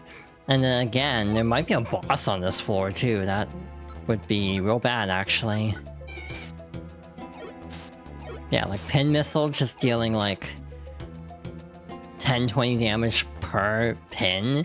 It's just like, what am I supposed to do about that if that goes off successfully? I'm gonna sit here and just wait it out. Okay, we're alive, barely. The other thing with Mystery Dungeon is recruiting, I think, is just inherently harder. Obviously, if you're playing like a mainline Pokemon game, one option is just, you know, get better Pokemon, essentially, for a given situation. So the problem with Mystery Dungeon is, given the recruitment system, you just have to like farm early dungeons to actually get more Pokemon.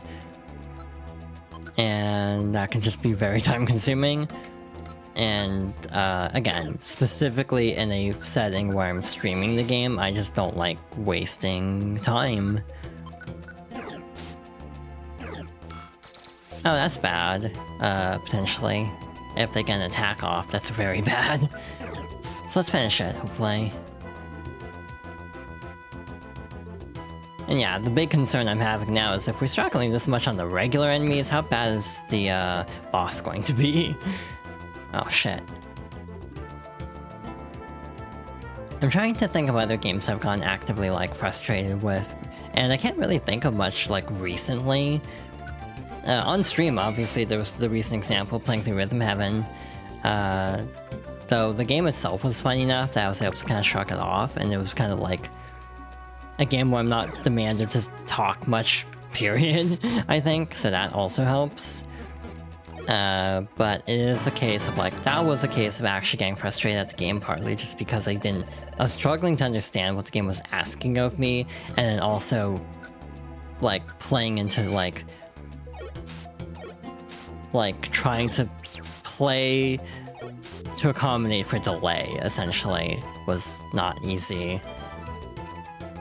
So that's just a challenge of playing a rhythm game on stream, essentially. But the game itself is fine, it's just, one, playing it through like emulation is not ideal, and two, just that game in particular is kind of strict. But beyond that, it was like fine. That was a case of also the music is good enough, so if music is good enough in a music game, off of shit. Again, this is what I mean, it's like this is a really good run, and we just run to a monster house, so we're just kind of screwed. Like, what do we do here?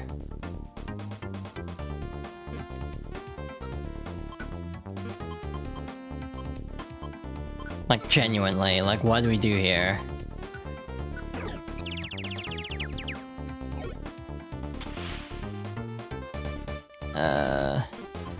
Well, if everyone's confused, we might be able to at least survive a little bit. Thin out the crowd.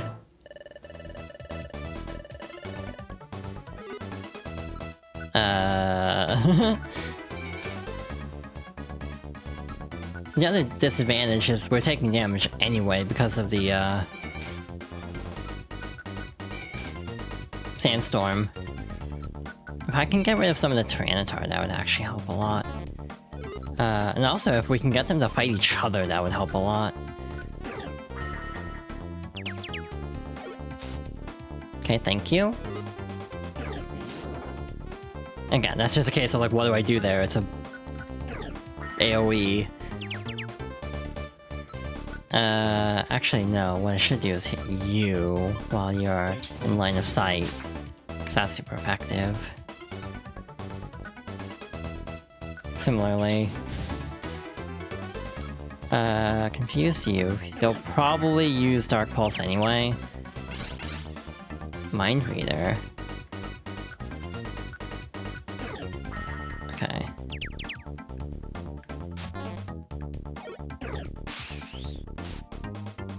That's not great.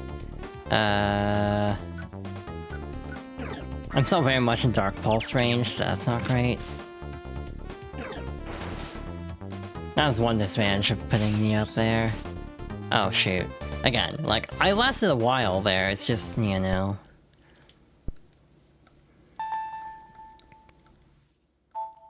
If chat has any suggestions, I am more than happy to listen to them. Because I've just literally been here for 40 minutes now, banging my head against the wall on stream.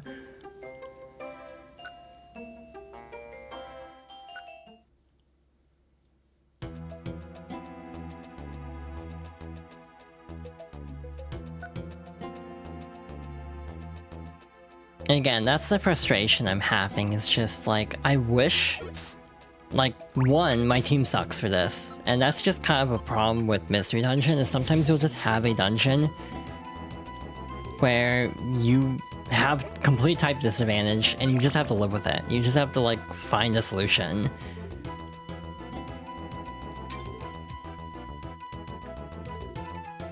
And then you'll get a dungeon that does have everything in your benefit, and thus you can just curb stomp it. That's part of the reason I'm not fighting much at the moment, it's just I don't have much that's great for this. You tried to do this for Achievement of the Month, you got walled by the final boss and couldn't recover.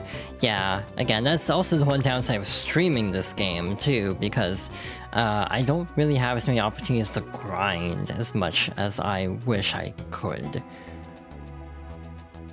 It's either get lucky and not get a monster house or go back and train, yeah. The other issue is where do I train, I guess. Like just the preceding dungeon, I suppose. Oh. It's just like, I have very bad luck at finding traps in Mystery Dungeon games. Anyone who has seen me play Palace of the Dead can attest to my bad luck with stepping on every possible trap on the floor.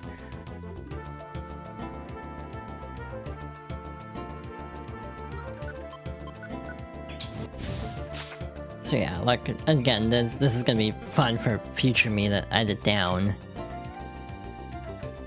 Reaching the point where room moves are going from useful to necessary. What do you mean by room moves? Like, out of curiosity. I'm gonna throw a stick at you. Dojo's open, true. Room hitting moves, yeah. I don't know what kind of room hitting moves I would have as, like, available options with these two. It's also not been necessary up until now just because I keep getting hit by monster houses. Like, it's not been an issue up until now. Wow, I'm getting a lot of treasures. I'm not using a lot of these. Wait, what? Oh, okay, I'll just eat this then. You could probably use it for cooking or something. It'd probably be a better use for it, but again, desperate times.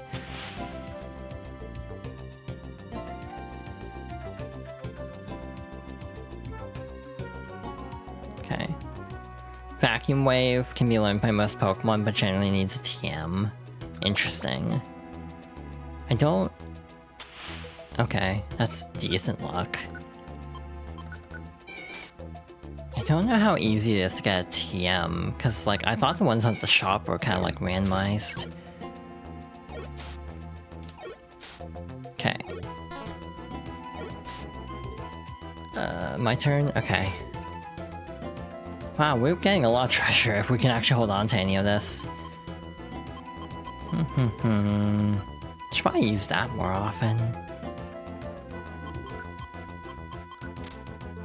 Okay, floor 7. This is close as far as we've ever gotten. So, again, I think we only need to get through a few more floors to make it. And then, weirdly enough, I almost think the boss might be easier because then, at least it's not randomized. I'm just gonna snipe you, I guess. Nope, okay. I also feel like my luck is just bad, because I feel like I've been missing a lot of attacks. It's also, like, in hindsight, why I'm glad I took Fire Emblem off the list, because, oh, that would be suffering. Based on how this playthrough is going, yeah, no, I don't trust my luck with a Fire Emblem. I'm gonna be real. Actually, you know what? Double confused. Just buy myself a little bit of time here. Dainty box. Again, I'm sure we could just clean up the food, but for the sake of gonna move on. What's this? Decoy. Actually, decoy's not bad, but cool. Again, just I don't have good luck with not stepping on traps in roguelikes. Okay, we finally made it to floor 10. Jesus. And it's not over yet. Cool. I was really hoping floor 10 would be the end. Okay. I will also say for the... Oh god. The visceral fear of rollout actually hitting for like max number of hits. But yeah, if anyone knows how many floors, you're missing attacks because I'm under the recommended level. So I need to level grind. It's like I genuinely think that's the issue, as I'm under-leveled for a lot of things.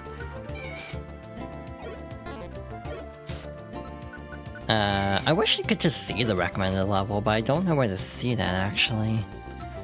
This could be bad. I might be picking a bad fight here. 29 to 30. Oh. That's an egg move? Interesting. Alright, okay, ow. The problem is we're also... Oh. Underground Lake. Trying to remember what the boss is here, if there is one. This is... fantastic! I didn't expect to see this. This huge lake extending underground. Oh, there's something glowing way over there. That light. I'm sure I've seen it before. That's it, I've got it now. It's the same kind of light that we saw at Fogbound Lake. That means that light might be coming from a time gear. Also, high freeze, I didn't say it. Because I was so focused on the game. Let's get a closer look at Yuna. What? It went dark.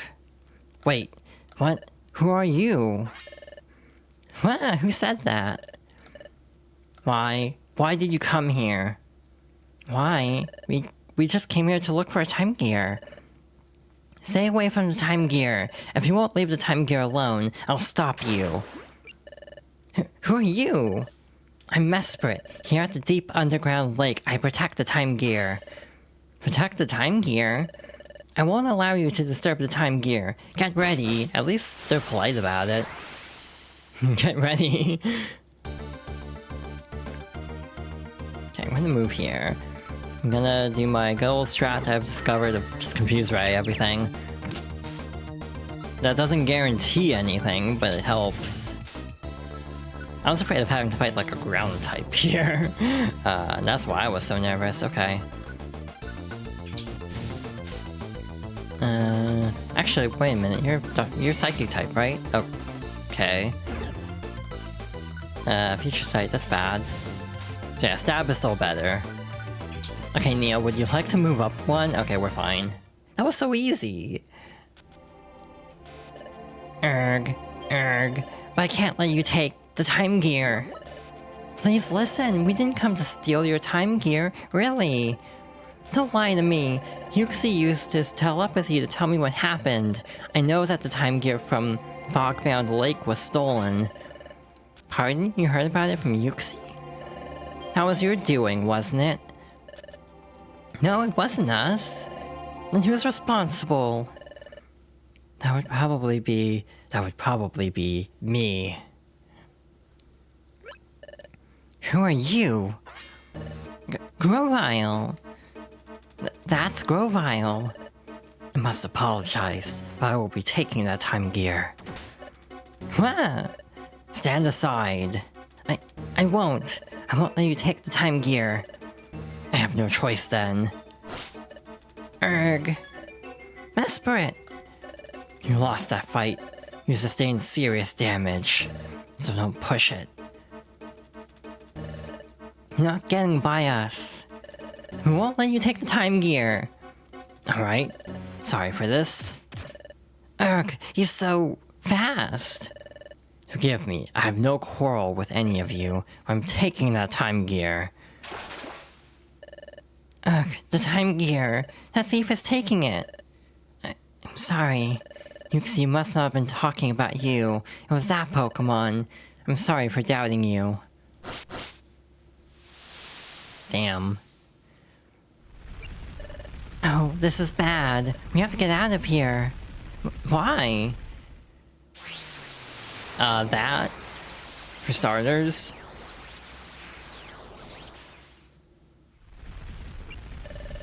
Wow, what's happening? It's happening because the thief took the time gear. So time in this whole area, time will stop all around the underground lake. Excuse me? If we don't hurry, we'll be trapped in time. Hurry, run with all you might.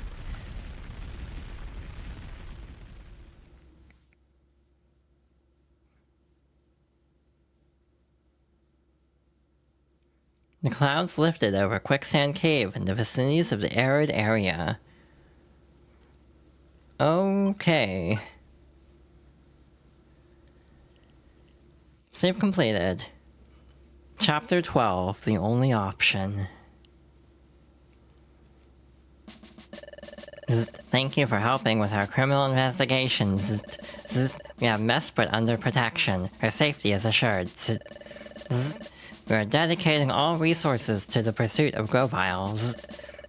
If you come across any information related to this case, please let us know. We must all cooperate to bring this criminal to justice. That is all. Now please excuse us. That's quite the vocal stem. My, I'm absolutely astonished. So there was a lake deep under the northern desert? And that wasn't all? A time gear was also down there?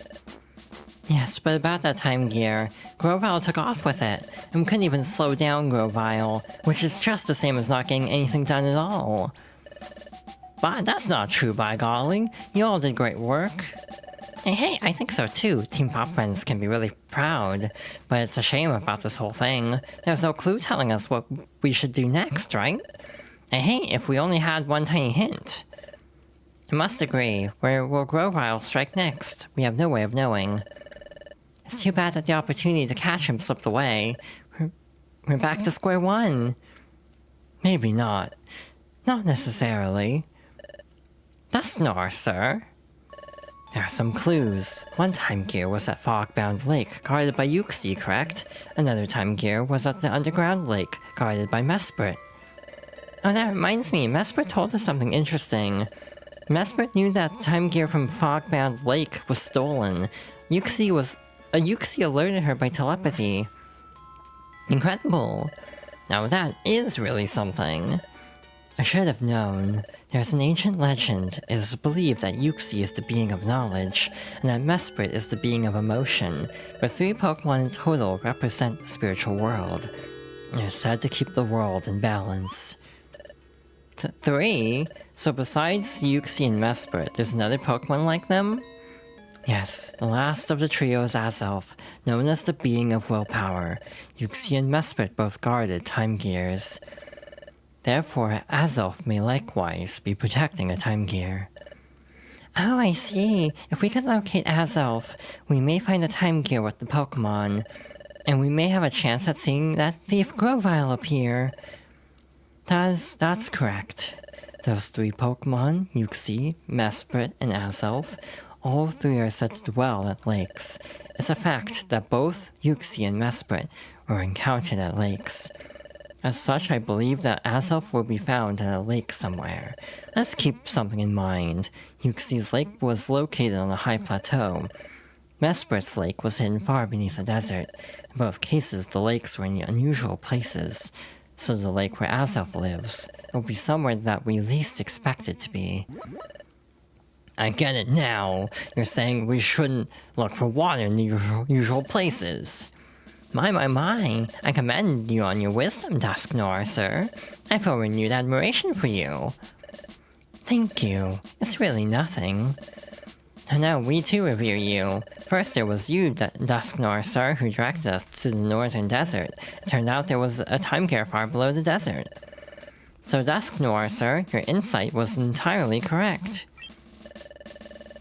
Oh, so maybe the other places we searched, Eastern Forest and Crystal Cave, why is this in yellow?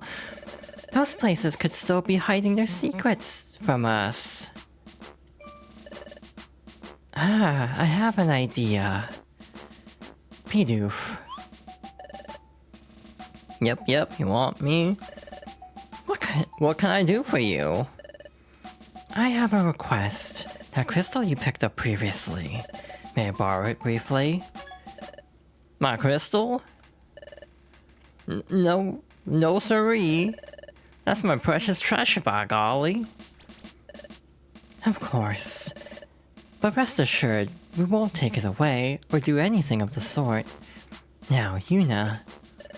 There's something I would like you to do, Yuna. Please touch Bidoof's crystal. I should touch the crystal? If a secret remains hidden in Crystal Cave, if Yuna touches the crystal, it may trigger the dimensional scream. It may trigger a vision. I see, that's what this is about. Dimensional scream? What's that? It's a special ability that Yuna has. Sometimes when Yuna touches something, then Yuna has a vision of an event in the past or the future that involves it. Oh my gosh, really? Hey, there's really an ability like that? I desperately wish to borrow the crystal because of Yuna's ability. Please, may we?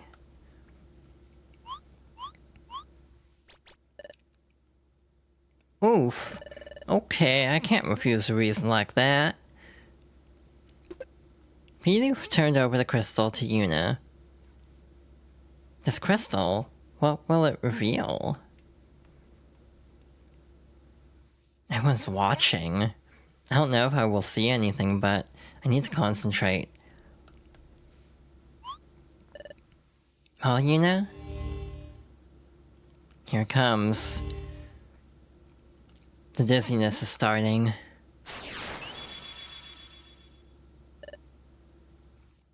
Ugh. Erg. Now I'll take it. The time gear. No, you can't take it. Never. That was... Grovyle was trying to steal the time gear. There was also another Pokémon. Was it Azelf?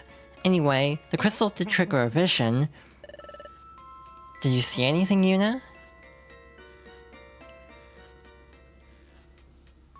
Yuna described the vision revealed by the dimensional scream. What? You saw Grovyle knock out a Pokémon, one that you never seen before, and then you tried to steal a time gear. Oh my gosh, your ability is thrilling! How did you get to see all that, by golly? It's mighty hard for me to grasp. Hey, Yuna, so that Pokémon you couldn't recognize, do you think it might be Azelf? I have a question for Yuna too. Did you see the past, Yuna? Or was it in the future? Come to think of it, visions in the past, visions in the future, it's never clear when my visions take place. So you're not sure if it's in the past or the future. Well then, since it is impossible to tell if the vision is of the future or the past, then Yuna's vision may well be of a past event. In that case, the time gear may have already been stolen from there. Squawk, you're saying we may already be too late? Everyone, please hold on. Yes, it is true that it may have been a vision of the past, but it could have been a vision of the future. If you would be so kind, could you remind us of what Mesprit said, Nia? Who informed Mesprit via telepathy that a time gear was stolen? If I recall, did you say that it was Yuxi? Don't lie to me. Yuxi used his telepathy to tell me what happened. I know that the time gear from Fogbound Lake was stolen. Yes, you're not mistaken. But the name Azelf? I've never heard it before. I mean, I only know the name Azelf because you just said it, Dusknoir, sir. And there's still a chance. The Mesprit claimed that Azelf had alerted her about the stolen time gear, and Yuna's dimensional scream would surely be from the past. But that was not the case. Mesprit did not mention Azelf. Therefore, it's possible that the event happens in the future. I see. One more point. And this is a sure thing. Upon touching the crystal, Yuna experienced a dimensional scream. The vision indicates the presence of a time gear, which means maybe that what we seek is in Crystal Cave. Perhaps there's a passage there that leads to a time gear. Yeah, maybe it is there. Of course, we may already be too late, or we may still have time. As long as a chance remains, we must never give up. It is our only option. Hey, absolutely! There's no other choice. We have to pin our hopes on this. Good thinking, Dusknoir, sir. Yup. Oh my gosh, I'm all fired up with excitement. Let's go, everyone. Let's search Crystal Cave. Dusknoir, sir. There's only one thing to do, and that's explore Crystal Cave. Let's go. The whole guild will be involved. Onward to Crystal Cave. Guildmaster, please issue the call to duty. Guildmaster? Guildmaster? Guildmaster, are you with us? Huh? Hey, you gotta be kidding. No, it looks like he's fully asleep. With his eyes wide open too, ew. The Guildmaster is so very charming. When you suppose you took to snoozing. I think that maybe he's been asleep from the get-go. Oh no, this just won't do. Everyone might not notice that the Guildmaster is sleeping. I must rouse him somehow. Guildmaster! Huh? Guildmaster! Chatot? Yes, Guildmaster? Yes, Guildmaster? To take it from the top, there was... Everyone, we're going after Grovile! Yumta! Hooray! Let's go to Crystal Cave. Hey, there has to be a secret there somewhere. Let's get down to business and start our search. I will accompany you to Crystal Cave. Let's do our best, everyone. Hooray! Thank you for the hydration check. God, I need it. Let's head out too, Yuna. On to Crystal Cave. I'm gonna save. I don't want to have to do that again. That was rough. And based on what y'all were saying, oof, I'm underleveled. So I might work on that instead of going straight to Crystal Cave. Might try to work on strengthening up a bit. But we'll see what happens. Howdy, I have returned. Hope everyone's doing okay today. We're gonna hop back into the game and see how much we can do for the next hour or so. He's hoping I can figure something out here.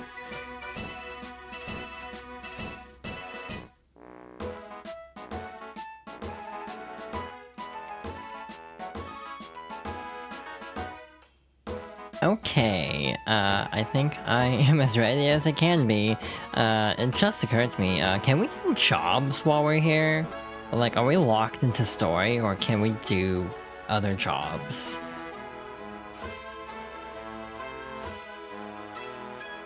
Could run the dojo for a while, get levels and items without risk. That's also a good plan. You can do jobs, okay. I didn't know if we were like, we had to do this story event now or else. Kind of a thing. How much money do we have? 5? Wait, that's not our money. We can see that actually. Genuinely, where did you see that? Oh, yeah, I would have lost a lot of money if I didn't constantly reset either. So I'm glad I did that, even though it was incredibly inefficient. Yay, good luck, Yuna and Nia. Oh, Yuna and Nia, we're counting on you. Good luck. Yay. First, opening all these boxes up. While we're waiting through this, it's like weird gaming news day today. Tyro card for Train and Atari, I assume. Like a Switch 2 version of Star Fox Second Departure, which is like why it's also got no upgrade path because Square Enix is given exactly like 2 games an upgrade path, Romancing Saga 2 and Final Fantasy Tactics Remastered. That's it. Every other Square Enix release on Switch 2, you have to buy the game again, and there's no like transferring it either. The only other game that's technically not a Switch 1 to Switch 2 upgrade, but at least has save transferring of all games, is the cloud version of Kingdom Hearts. That's on like Switch 1. Like, it's weird. Dragon Quest 3 had one, you were correct, I forgot. No, more specifically, I think Romancing Saga and Tactics were upgrades, like DLC upgrades. I think 3 didn't have a Switch 2 version, it just got a patch that allowed a 60 FPS mode. So it's not quite the same thing. You have no items in need of appraisal, it seems. So it's slightly different, on a technicality, basically. So, does that count equipped items too? So like, if I'm gonna go do the dojo, if we lose it, like, if we start with nothing, should I just stash all this stuff right now? Guess we can't stash the USTM. Like, did I understand his description correctly? Like, should I just do this, basically? Because if we start with nothing, equipped items are lost too. Okay, thank you. So, screw that USTM, I guess, because,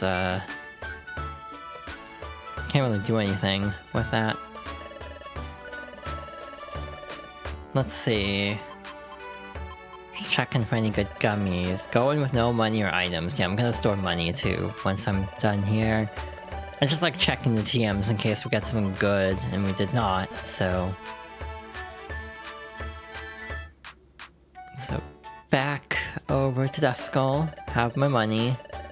The other thing is Mario Tennis Fever just got an update out of nowhere, which is like cool.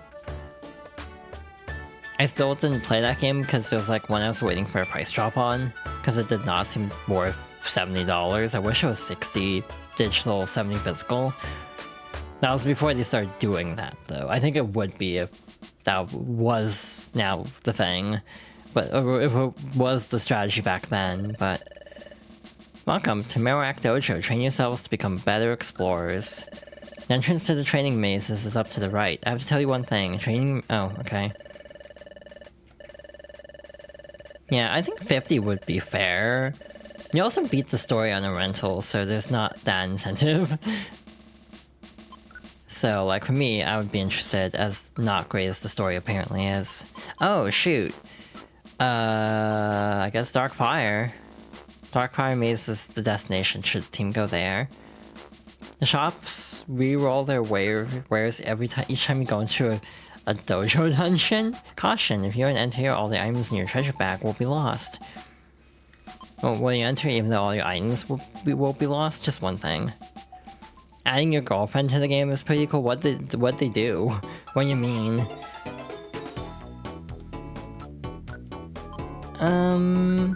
That's not gonna do much. Oh shit. They have a green Luma now. Oh hell yeah. That was shockingly little experience. So, I also misunderstood the assignment here. they said like Fire Dark, I was like, this is the one that's good for Fire type Pokemon, not this is the one that has Fire type Pokemon. It's like, oopsie, I'm silly. I don't know why I didn't think of that. This is a good song, actually. You know what? I should add Mystery Dungeon music to my stream playlist. I need to add Rhythm Tengoku music to my stream playlist now that I've heard it in context. I have a lot of the DS songs already, and like Fever songs, because I already knew them a little bit going in. You just grab any enemy that fall under the typing regardless of level. Oh. That's crazy. So for example, like if a Pokemon is normally like level, I don't know, 50, would it just show up? Oh, you might get level 5, you might get level 30. I wonder how high it could go. Does it scale based on your current level?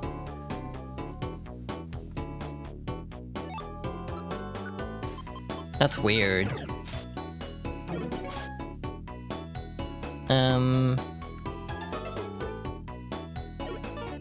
But yeah, I'm intrigued. I'm not like super chomping at the bit to play it. I had fun with Ace's story mode, even though it was very goofy. And I feel like that would be the same if I were to play Fever too. I played Fevers off the NSO trial when that was happening. But yeah, like, if I were to prioritize a game right now that I skipped over,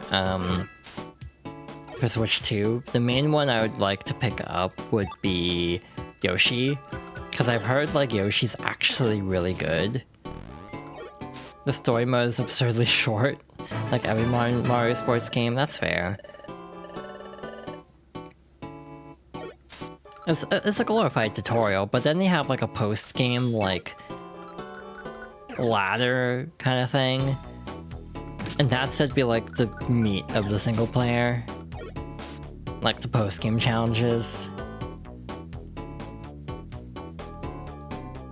I feel like my biggest issue with Nintendo at the moment is just not announcing shit.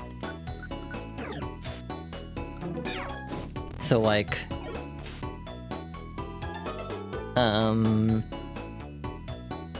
why wasn't this in a Direct, basically, is my thought. Why wasn't this in last month's Direct?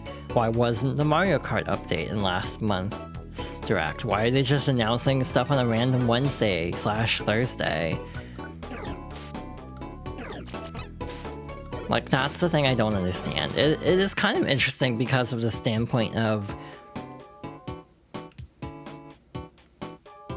Oh shoot, you can just walk on lava. The levels get higher each floor. Oh. So these should be closer. Oh, that's why I'm missing a lot more. Probably. So these are gonna be closer to my level. That's good to know. So what I should do is pick a grass dungeon and just steamroll. Except I only have like one use of like flamethrower. Or like one main fire attack. So that probably wouldn't be great for leveling. Is there anything for beating every dojo challenge? Like, does it track which ones you've done already? Yeah, this is a very jaunty song. And yeah, that's fair too. Like, sometimes surprise announcements actually get more hype than if you announce in advance, where everyone's just like, they just forget it, basically. You got a Joy Seed for each one you beat? Huh, interesting. Yeah, I guess that's kind of it, where it's like, an interactive would kind of get overshadowed, but like, as a standalone thing, just out of nowhere, it's like, oh shit, cool. Nice to see this game getting support. Aces got a lot more post-launch content, but also Aces didn't have much to begin with, like their roster was very tiny.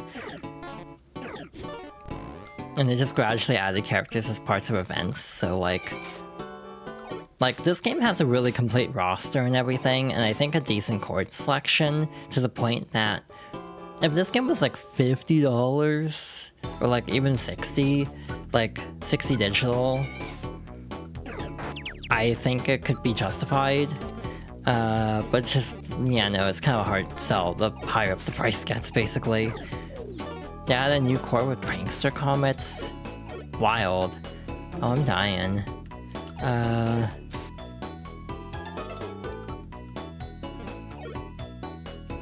Oh shoot, we're just stuck here. Oh shoot, okay. That was goofy. Also balance the roster. I've heard that was desperately needed. Like, a lot of characters were kind of imbalanced from what I've heard. Cool. And that's it, right? Yeah. Ta-da! 65,000 experience? Is that my total? Because I don't feel like I got that much experience. Oh, you completed it. That's good work, you two. But don't get too comfortable. Train more. Become more powerful. I'll try harder. I expect you to do the same. We'll all try harder. And that's total experience, yeah. Because that felt really off. Interesting. I mean, that is a way to level up. I almost wonder if doing dungeon work would be faster, though. Let's see here.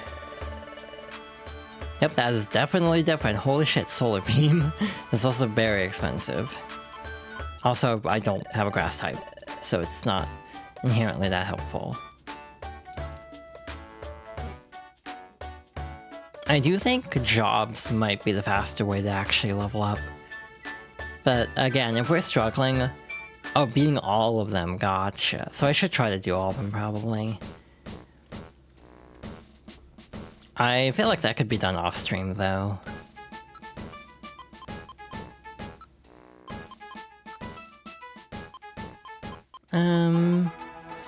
Mario got his normal outfit here and the other plumbers don't have theirs. That's fair. They're just like making things mysterious for no reason sometimes. It's mildly annoying.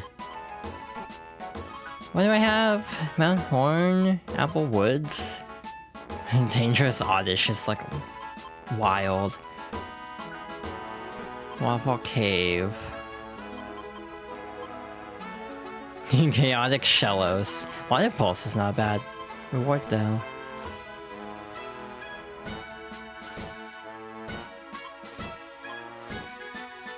Oh, that's really easy.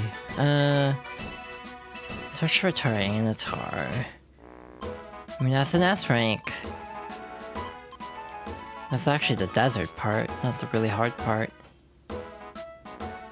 Sure. There's another one here. Baneri. Venomoth, that's type advantage. These might kick our ass. I might regret my decisions. However, it's worth a shot.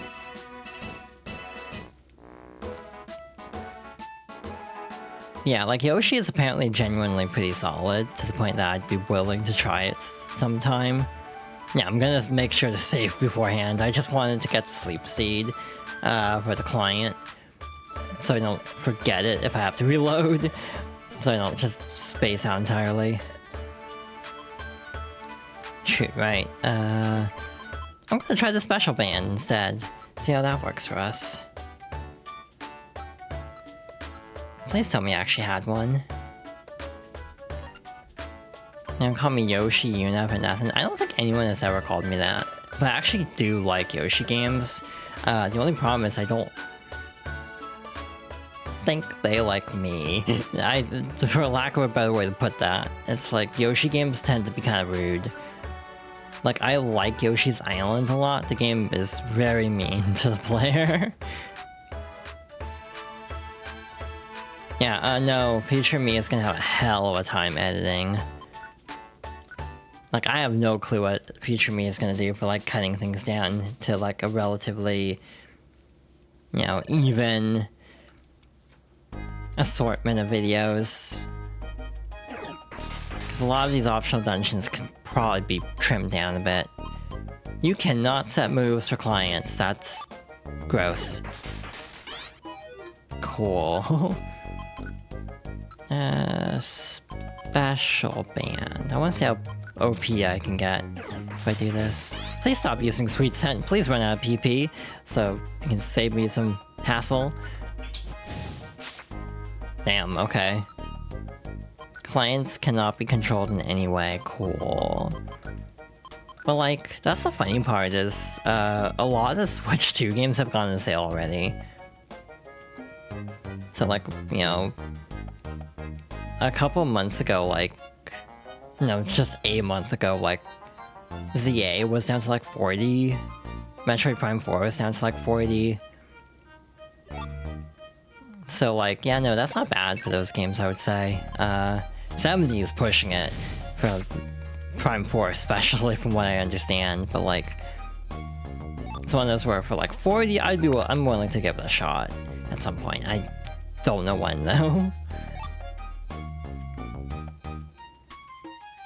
And yeah, it is the Switch 2 version explicitly, so it has the update and everything, so that's nice. I like Switch 2 updates, but again, like I said before, the upgrades can be kind of a...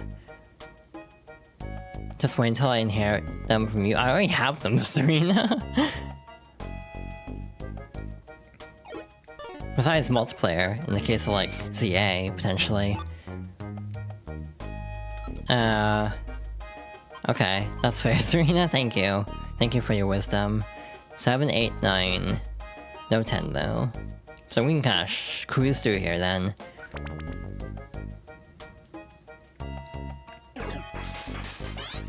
So yeah, I guess aim for like level 30? If like...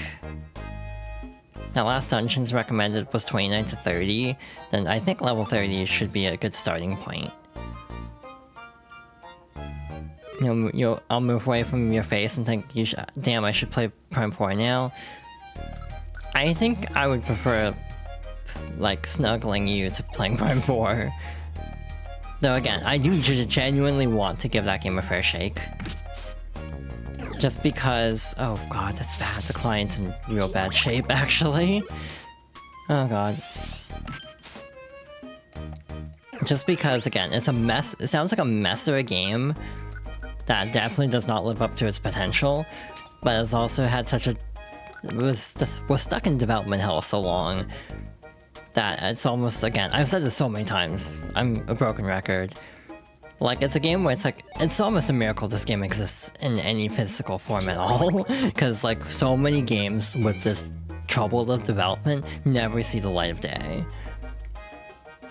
So that it came out at all is like kind of a shock, to be honest, to the point where it's like, I'm happy this game exists, even if it's not good. But again, I'll have to wait and see. I'm also a weirdo, contrarian, so like, I might end up actually enjoying it, even though a lot of other people don't.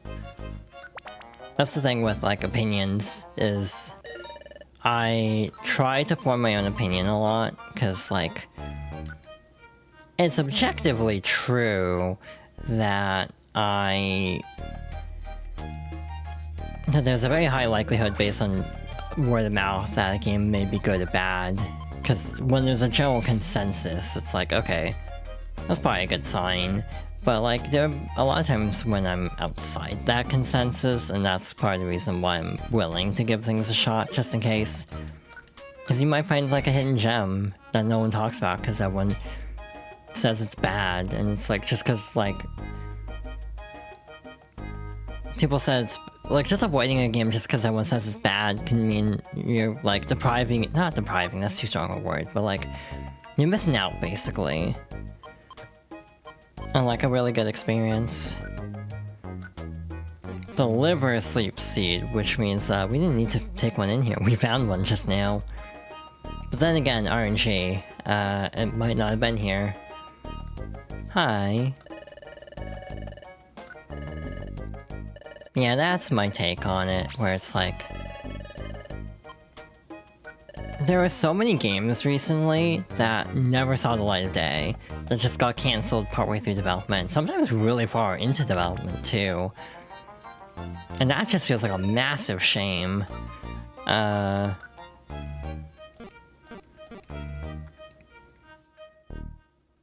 That's, again, I've talked about this before, but that's a big part of why I stopped caring about the Game Awards in Summer Game Fest.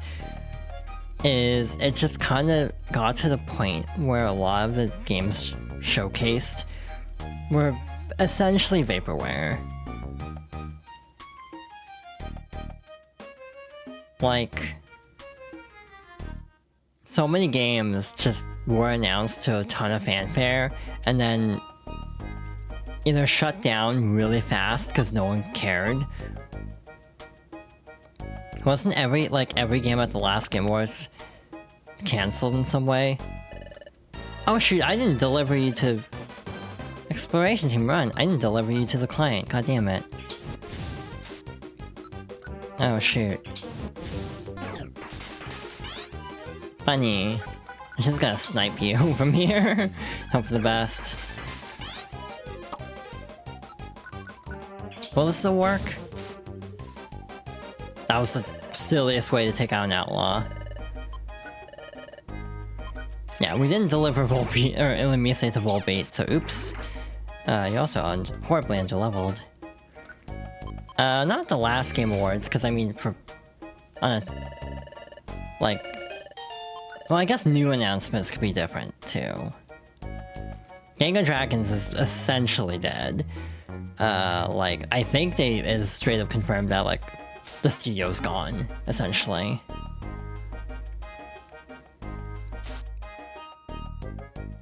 I don't know if it's, hard confirmed, but it's, pretty confirmed at this point.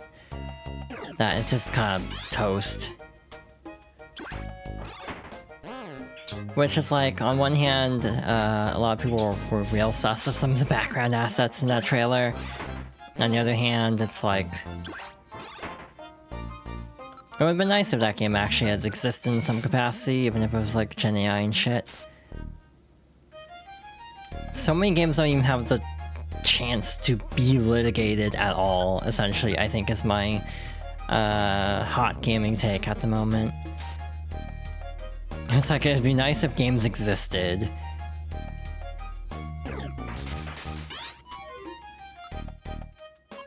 Feel numb about that? Yeah. I mean, you played Kiwami 3 very reluctantly, and did not have the best time, if I recall.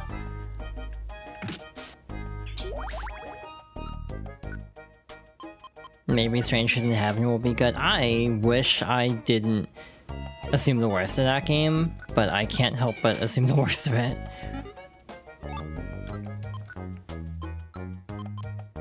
It's I just think it's gonna be real bad. Not even bad, objectively, a bad made video game. I just think it's gonna be I don't know, ethically dubious, maybe is the word I'm looking for.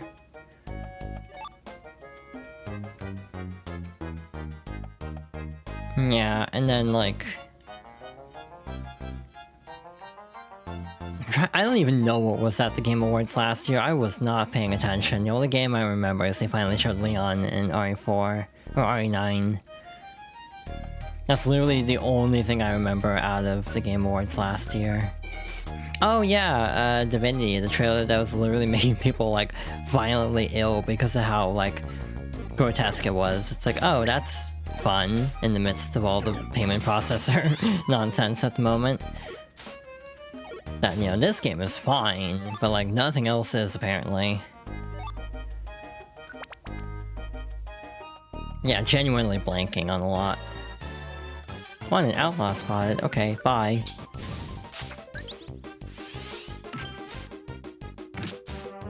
I'm glad the client is still fighting with us, even though we definitely missed their drop-off point.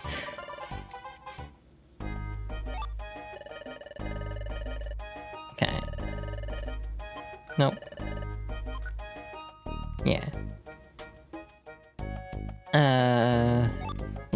At Summer Game Fest this year, again, I don't feel like there was anything for me except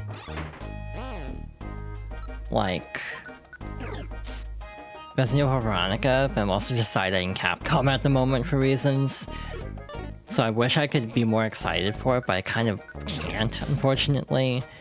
Like, I'm still just waiting for the shoe to drop with that game.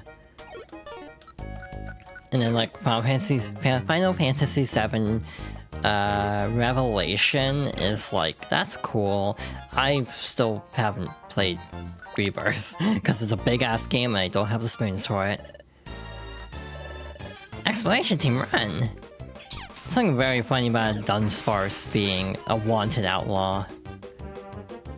You're very cornered. What are you gonna do about it? Okay. What type are you, actually?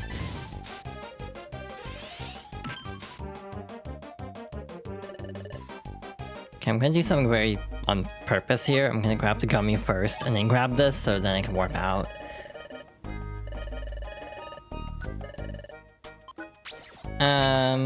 Like what else? We didn't even get a level from that. I think that is actually going to become a problem, is how do I level up in this game? In a timely fashion, I should also clarify. Apple.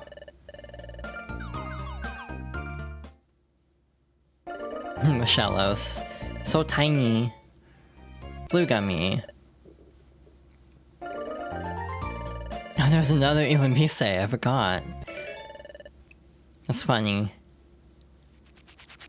Yeah, we're in no rush apparently. Like, we'll just go eat. I could just grind the dojo, yeah.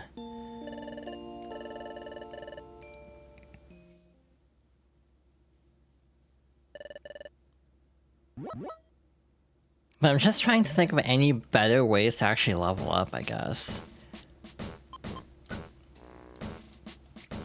Because it just feels like it takes forever in this game. 3,000 to go there. And then 2,000 to go there. Wait, what? You're level 25. What level are you? 24? Why did you take less Wait, you're level 24. Yeah, you can look up leveling guides if you want.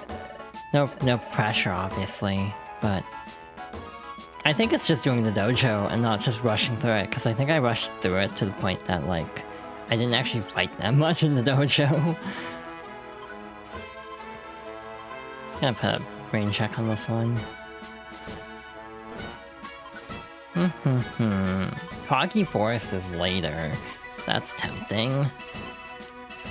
It's also, oh my god, these are S rank. Those actually might be good. I'm gonna just get rid of some of these, I think. Sorry, we kinda screwed up that one real bad. Foggy Forest, let's see what's over here, if there's anything else for there. Nope.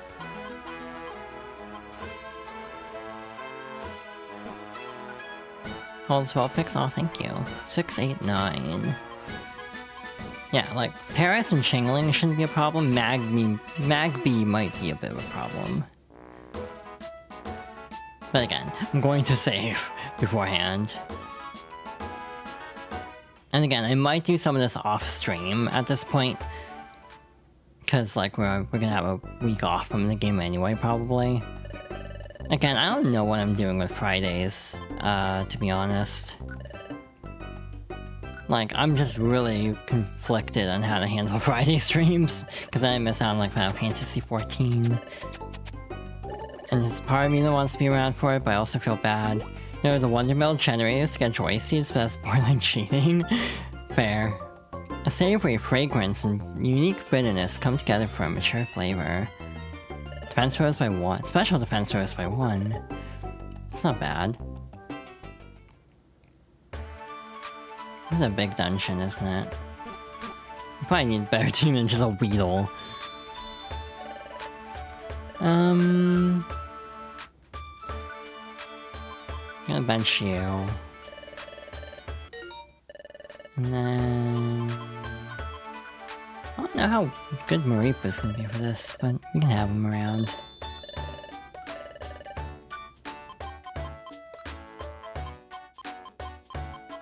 It's the forest, right? So actually, no, Magmar's level 1. That's not gonna get us far. Larvitar actually might not be a bad option. Again, I don't remember how you buff the recruit chance, because I think there is a way. Because I want to say there's like the ability to recruit certain legendary Pokemon, and thus... And then if you like screw it up, you have to like do the whole dungeon again. Did I activate all of them? I hope I activated all of them. I actually don't remember.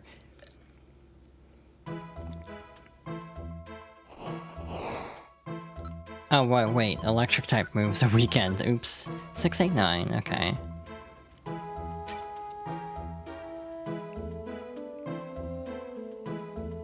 It's like to talk about recent game announcements and just talk about like Summer Game Fest and everything.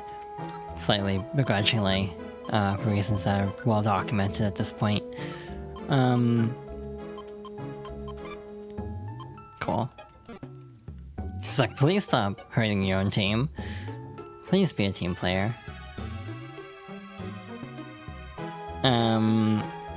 My overall take on like Summer Game Fest games is, yeah, like, I'm looking forward to eventually playing Revelations, but I don't feel strongly about it at the moment because I'm not caught up. It's kind of the same way I felt about seeing like Deltarune in the Nintendo Direct, where it's like, I'm sure Deltarune will be good, it's just I need to catch up. Mind you... Wow, you're just gonna hit me with every status effect, what the hell? Now I'm asleep. But like, I did finally finish Chapter 1 like I was talking about earlier. I enjoyed it. I did the secret boss in 3 attempts. I don't know if that's like good or not. I don't know if that's like a good like run of the secret fight. Like relative to average player experience, I don't know how hard this first secret fight is, because I know the later ones are hard. 6, okay. I don't know how manageable the first one is by comparison. But like... Yeah, I think that's kind of my issue with a lot of video game announcements, is just how many are vaporware, essentially, unless proven otherwise.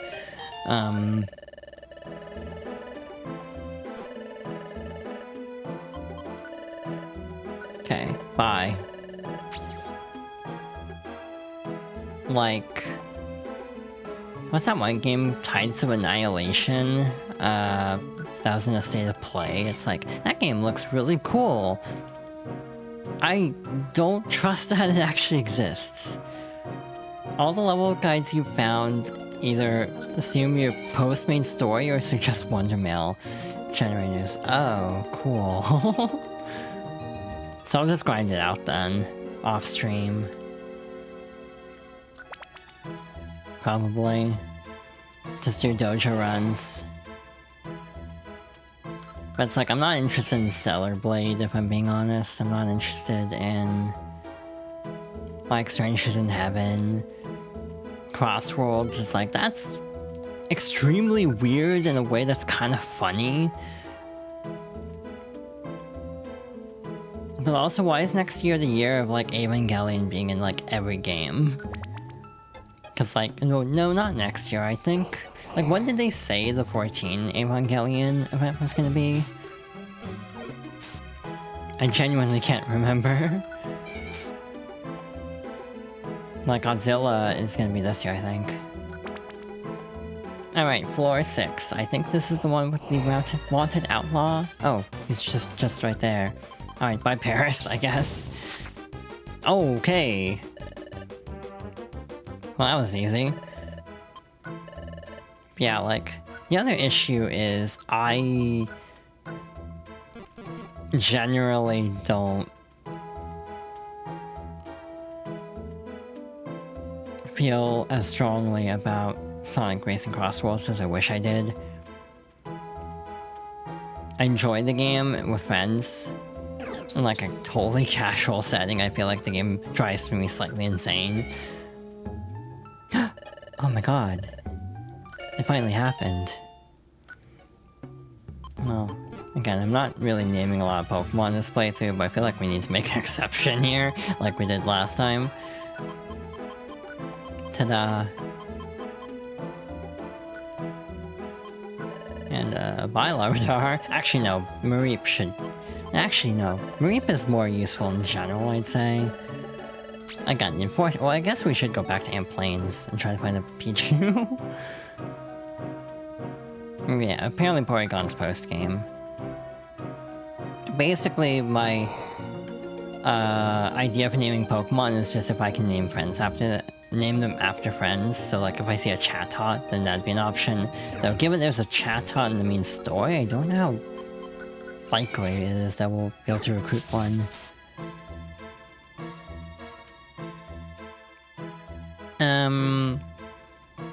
Alright, floor 8. This should be our next wanted outlaw floor, right? Hi, Chingling.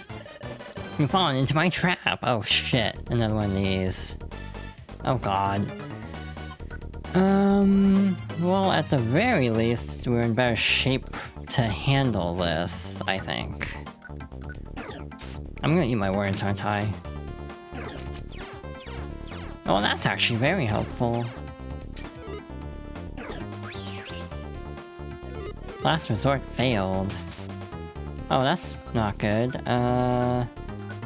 Aniri's probably gonna die.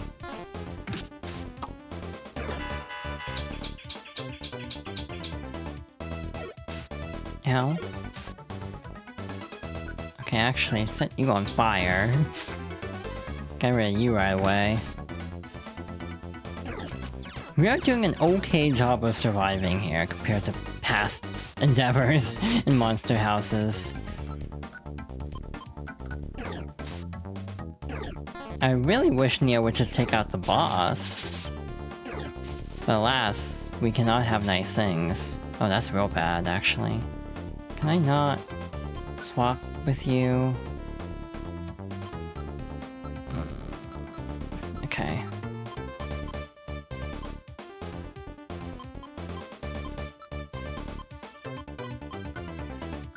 I need to keep you alive, I think. Okay. Good. I didn't read that at all. I'm kind of locked in at the moment. Stars running away. That's fine. Skinny might die here. That'd be a problem. Are you still wrapped? Yeah, regained mobility. She might still die here. Okay, last resort failed. That's good. I'm gonna swap. 1 damage, cool. I'll take it. Good. Good, okay. We lived. Nope. Baniri's running away, so that's great. Yeah, it's interesting CPU behavior. Should probably go catch up with her, just in case. Actually, can we change that from here?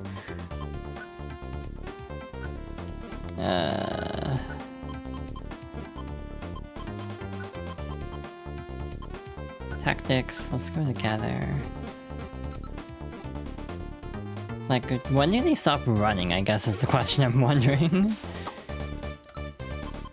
Also, we just get this music now, because I guess the Baniri ran, so we never got the full clear of that room. And there should be one more that we have to do. Okay. No level up though, still, which is not ideal. Hi, Magby. One outlaw spotted. Okay, so we're right here. Might as well confuse Ray.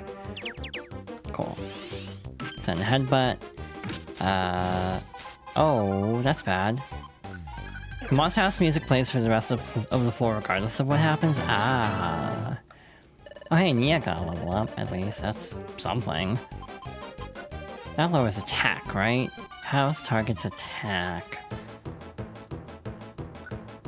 Again, that might actually be... I'm not really using debuff moves, but... I might regret that. Got it, leveled up. Problem is Magpie is running and... oh shit. You're right, you're confused. That's why you're running. You're not actually running away, you're just confused. Yay. Wait a minute, I just had a realization. Do outlaw Pokemon not give you experience? Because it doesn't say we got experience for that.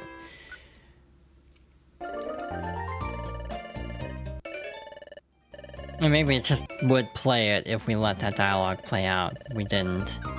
I didn't catch at the previous floor. Person band. I assume that prevents like paralysis. Violent seed. Sky Gummy. Yay.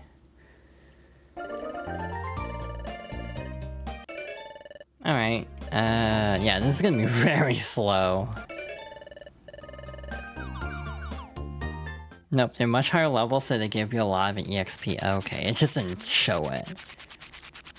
Gotcha, thank you.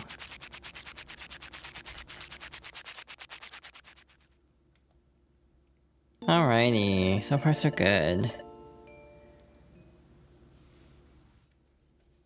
Again, it's been 2 days. We are in a hurry. We gotta stop this. As in, they don't give it EXP for the reason above. Oh, gotcha. So I probably shouldn't be doing the outlaw ones then. If that's the case, I should just be doing dojos. Understood.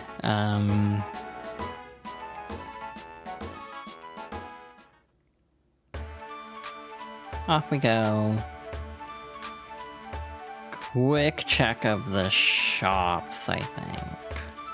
Correct dojos here, right? Nope, that's the other screen, so I am being efficient.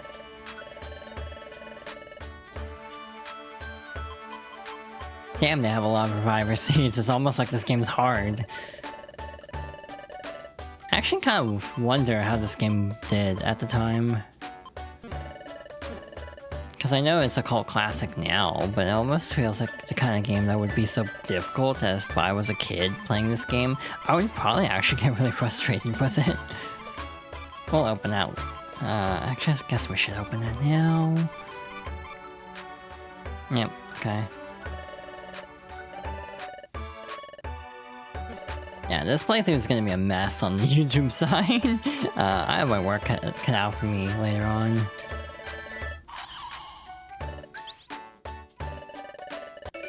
Lucario Fang. If I could get a Vulpix item, that'd be great. That'd be dandy. But I know my luck. Smooch Song. I assume that's Smoochum. I want to play Pokemon Channel of all things right now. Squirt Foam. I don't like that. Clefang.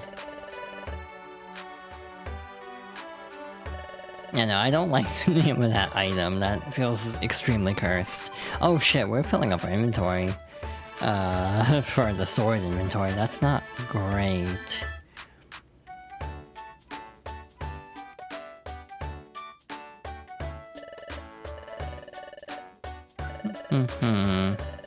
Unique items affect all Pokemon in their evolution, not just the one it's named for. Good to know, thank you. I did drop everything, right? Grass maze. Oh. I assume you also can't recruit Pokemon from these.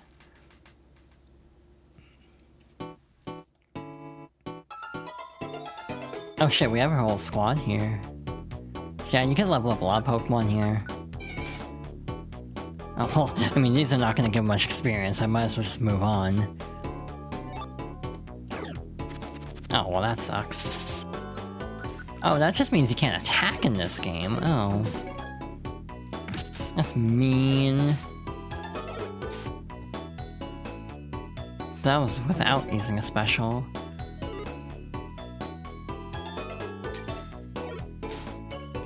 Oh shoot, I didn't even see them. With a couple of exceptions, interesting. Alright, cool. Smooth sailing, I think. B3F. Yeah, just kind of moseying through these early floors to the ones that give more experience, just to make things a little bit easier for us. Oh, god damn it. Paralyzed gang. Oh shoot, okay, I can move now.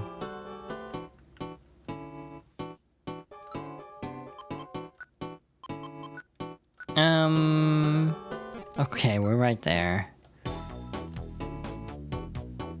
And for leveling up, I'm going to target the main party level, not the support level, because, oof.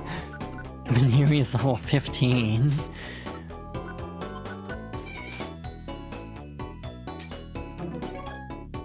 But yeah, I'm doing the grass one specifically, because, hello, I'm a fire type. So what I'm gonna do probably is just run this a bunch of times. And that's how I'm gonna level up in this game. And then when we come back, like, in a bit, because again, with my current schedule, I've been having a variety week. So next week would be the variety week, and therefore, that gives me a chance to just level up a bunch, and hopefully be in a decent spot to tackle this game, and not spend 50 million years stuck in a loop like we were earlier. Normally I divide streams into like ad breaks. Sometimes you have streams where so much can be cut out that entire like hour segments can be combined into each other. So like if I divide by an hour and then cut out like redundant parts, in some cases, best case scenario, that can cause parts to be like, you know, 40 to 50 minutes. Which means like 3 videos per stream, which is really nice. This is one where, we might not actually get a full 3 out of this game, or out of this session, just because of how rough the dungeon was. That was most of the second half, I'd say. I leveled up great. What does that mean for Friday? I might be on Final Fantasy XIV on Friday, so I might just be going Monday, Wednesday for a bit. I've also considered trying Monday, Wednesday, Saturday instead. But yeah, that's like, because again, I kind of want to be a part of the 14 streams, but like, that does affect my schedule, so either I miss 14, or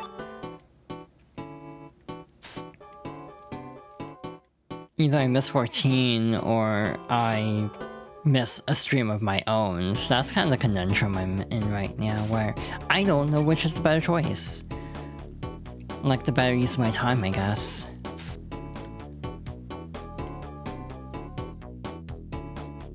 If anyone has any... I could stream 14, that's the other option. I could stream my end of it too.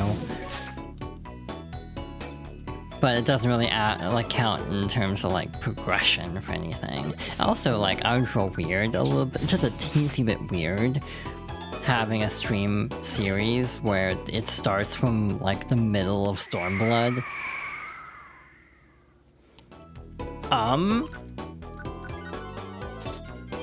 I don't know what that was. That's scary.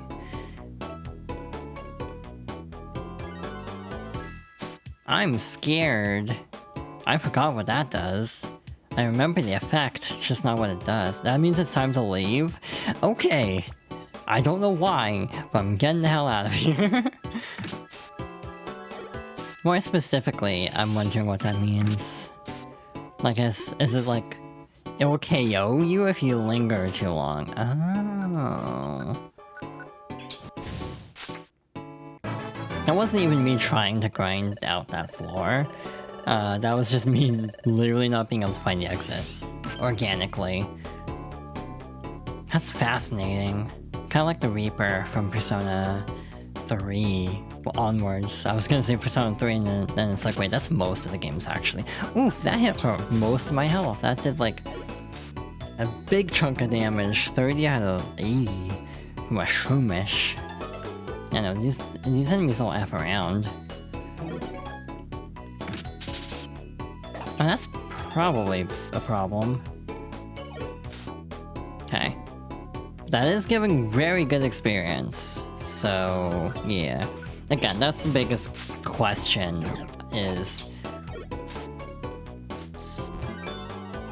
do I, one, essentially sacrifice one of my stream spots for... oh god. For... oh my god, that did 61 damage. That's crazy. That's actually crazy. Yeah, being in the back row is not great at the moment, meaning things can sneak up on her. That's better. And yeah, this is just me organically struggling to find the exit. This is not me trying to stall for the purpose of level grinding. Always found out weird when the weird belly system already prevents you from staying too long. That's also true. Like, they have two separate mechanics that kind of serve the same purpose. That little, like, missing section in the middle left might actually be it. Yeah, I don't know, that's, like, super scary.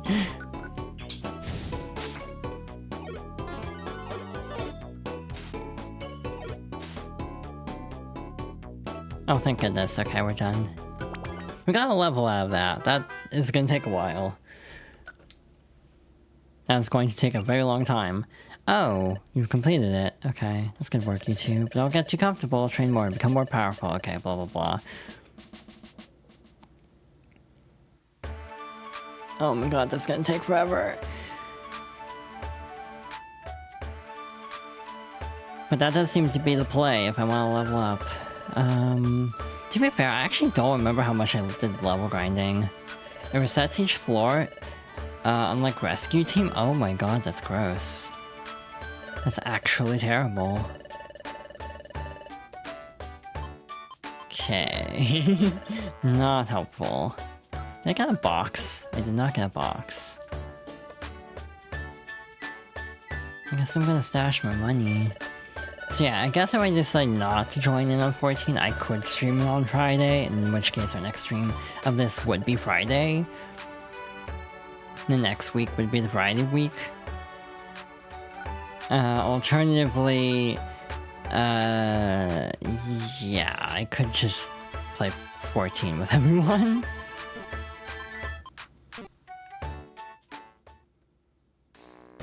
I'm just trying to think of what to do, dude. We have 2 minutes left, actually. That's not enough time to do anything. I might as well just do outro stuff. So yeah, unfortunately, that was not the most productive stream. I definitely wish we could have done the next story dungeon and have to level grind for an hour and barely make any progress on that. But yeah, we'll be back soon with more Pokemon Mystery Dungeon Explorers of Sky, hopefully actually making progress with the Crystal Cave.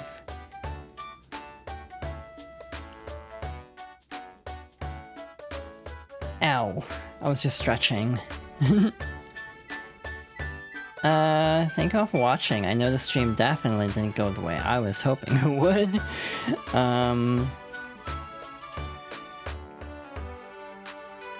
Yeah, I appreciate everyone hanging out nonetheless.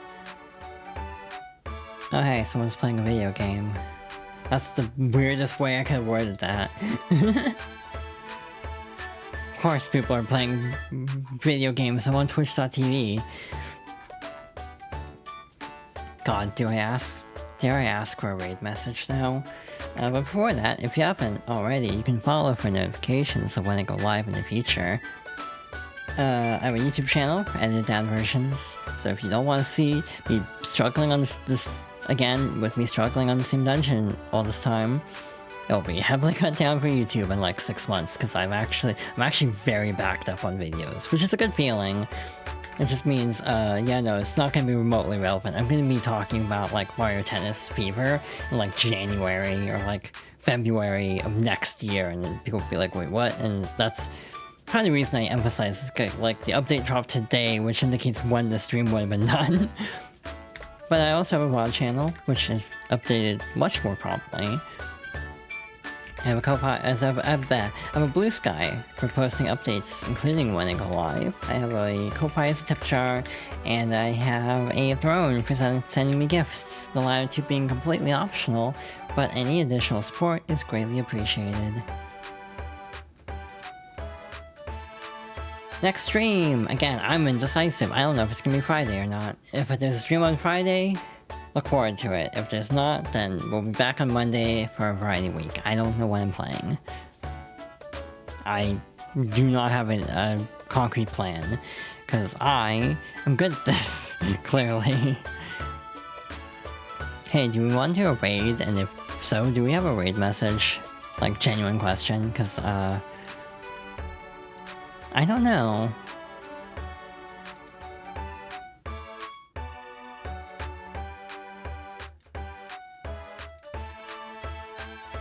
Yeah, I'm kind of drawing a blank on the raid message today.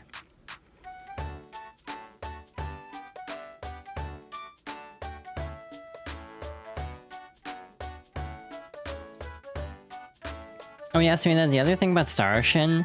No wait, that's Star Ocean 1, isn't it? Second Departure is probably not that cheap. Because I know I think that got brought up earlier.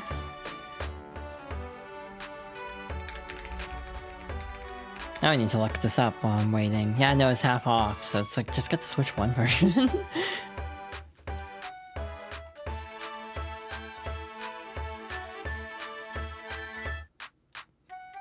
So yeah, I don't know what we're gonna do for a raid message, but we can definitely do a raid tonight, I can say that much. But I have a couple of options for once. One is playing an RPG, so it's like if you don't want to know about that specific game. A game that is getting a remake before too long also. Someone's at the start of a game, someone's playing at the end of an old-ass game. So yeah, there's options. I don't know when the last time I rated this person was EP Goldmaster. I mean, the option I had was one item we got for Squirtle, which was like Squirt Foam. That's like really bad out of context though.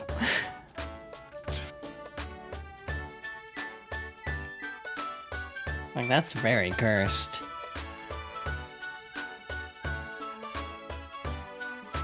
I mean, that works. Or what was the other thing that Serena said?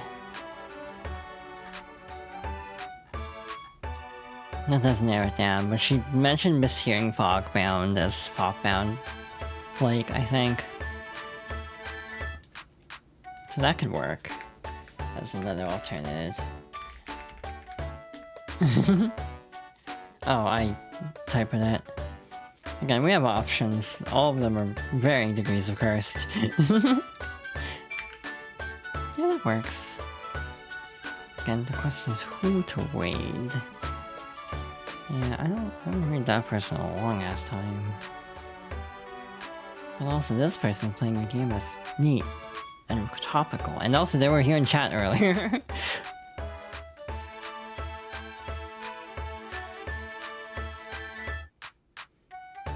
So yeah, we're gonna go raid Peter. He's playing the new Rhythm Heaven.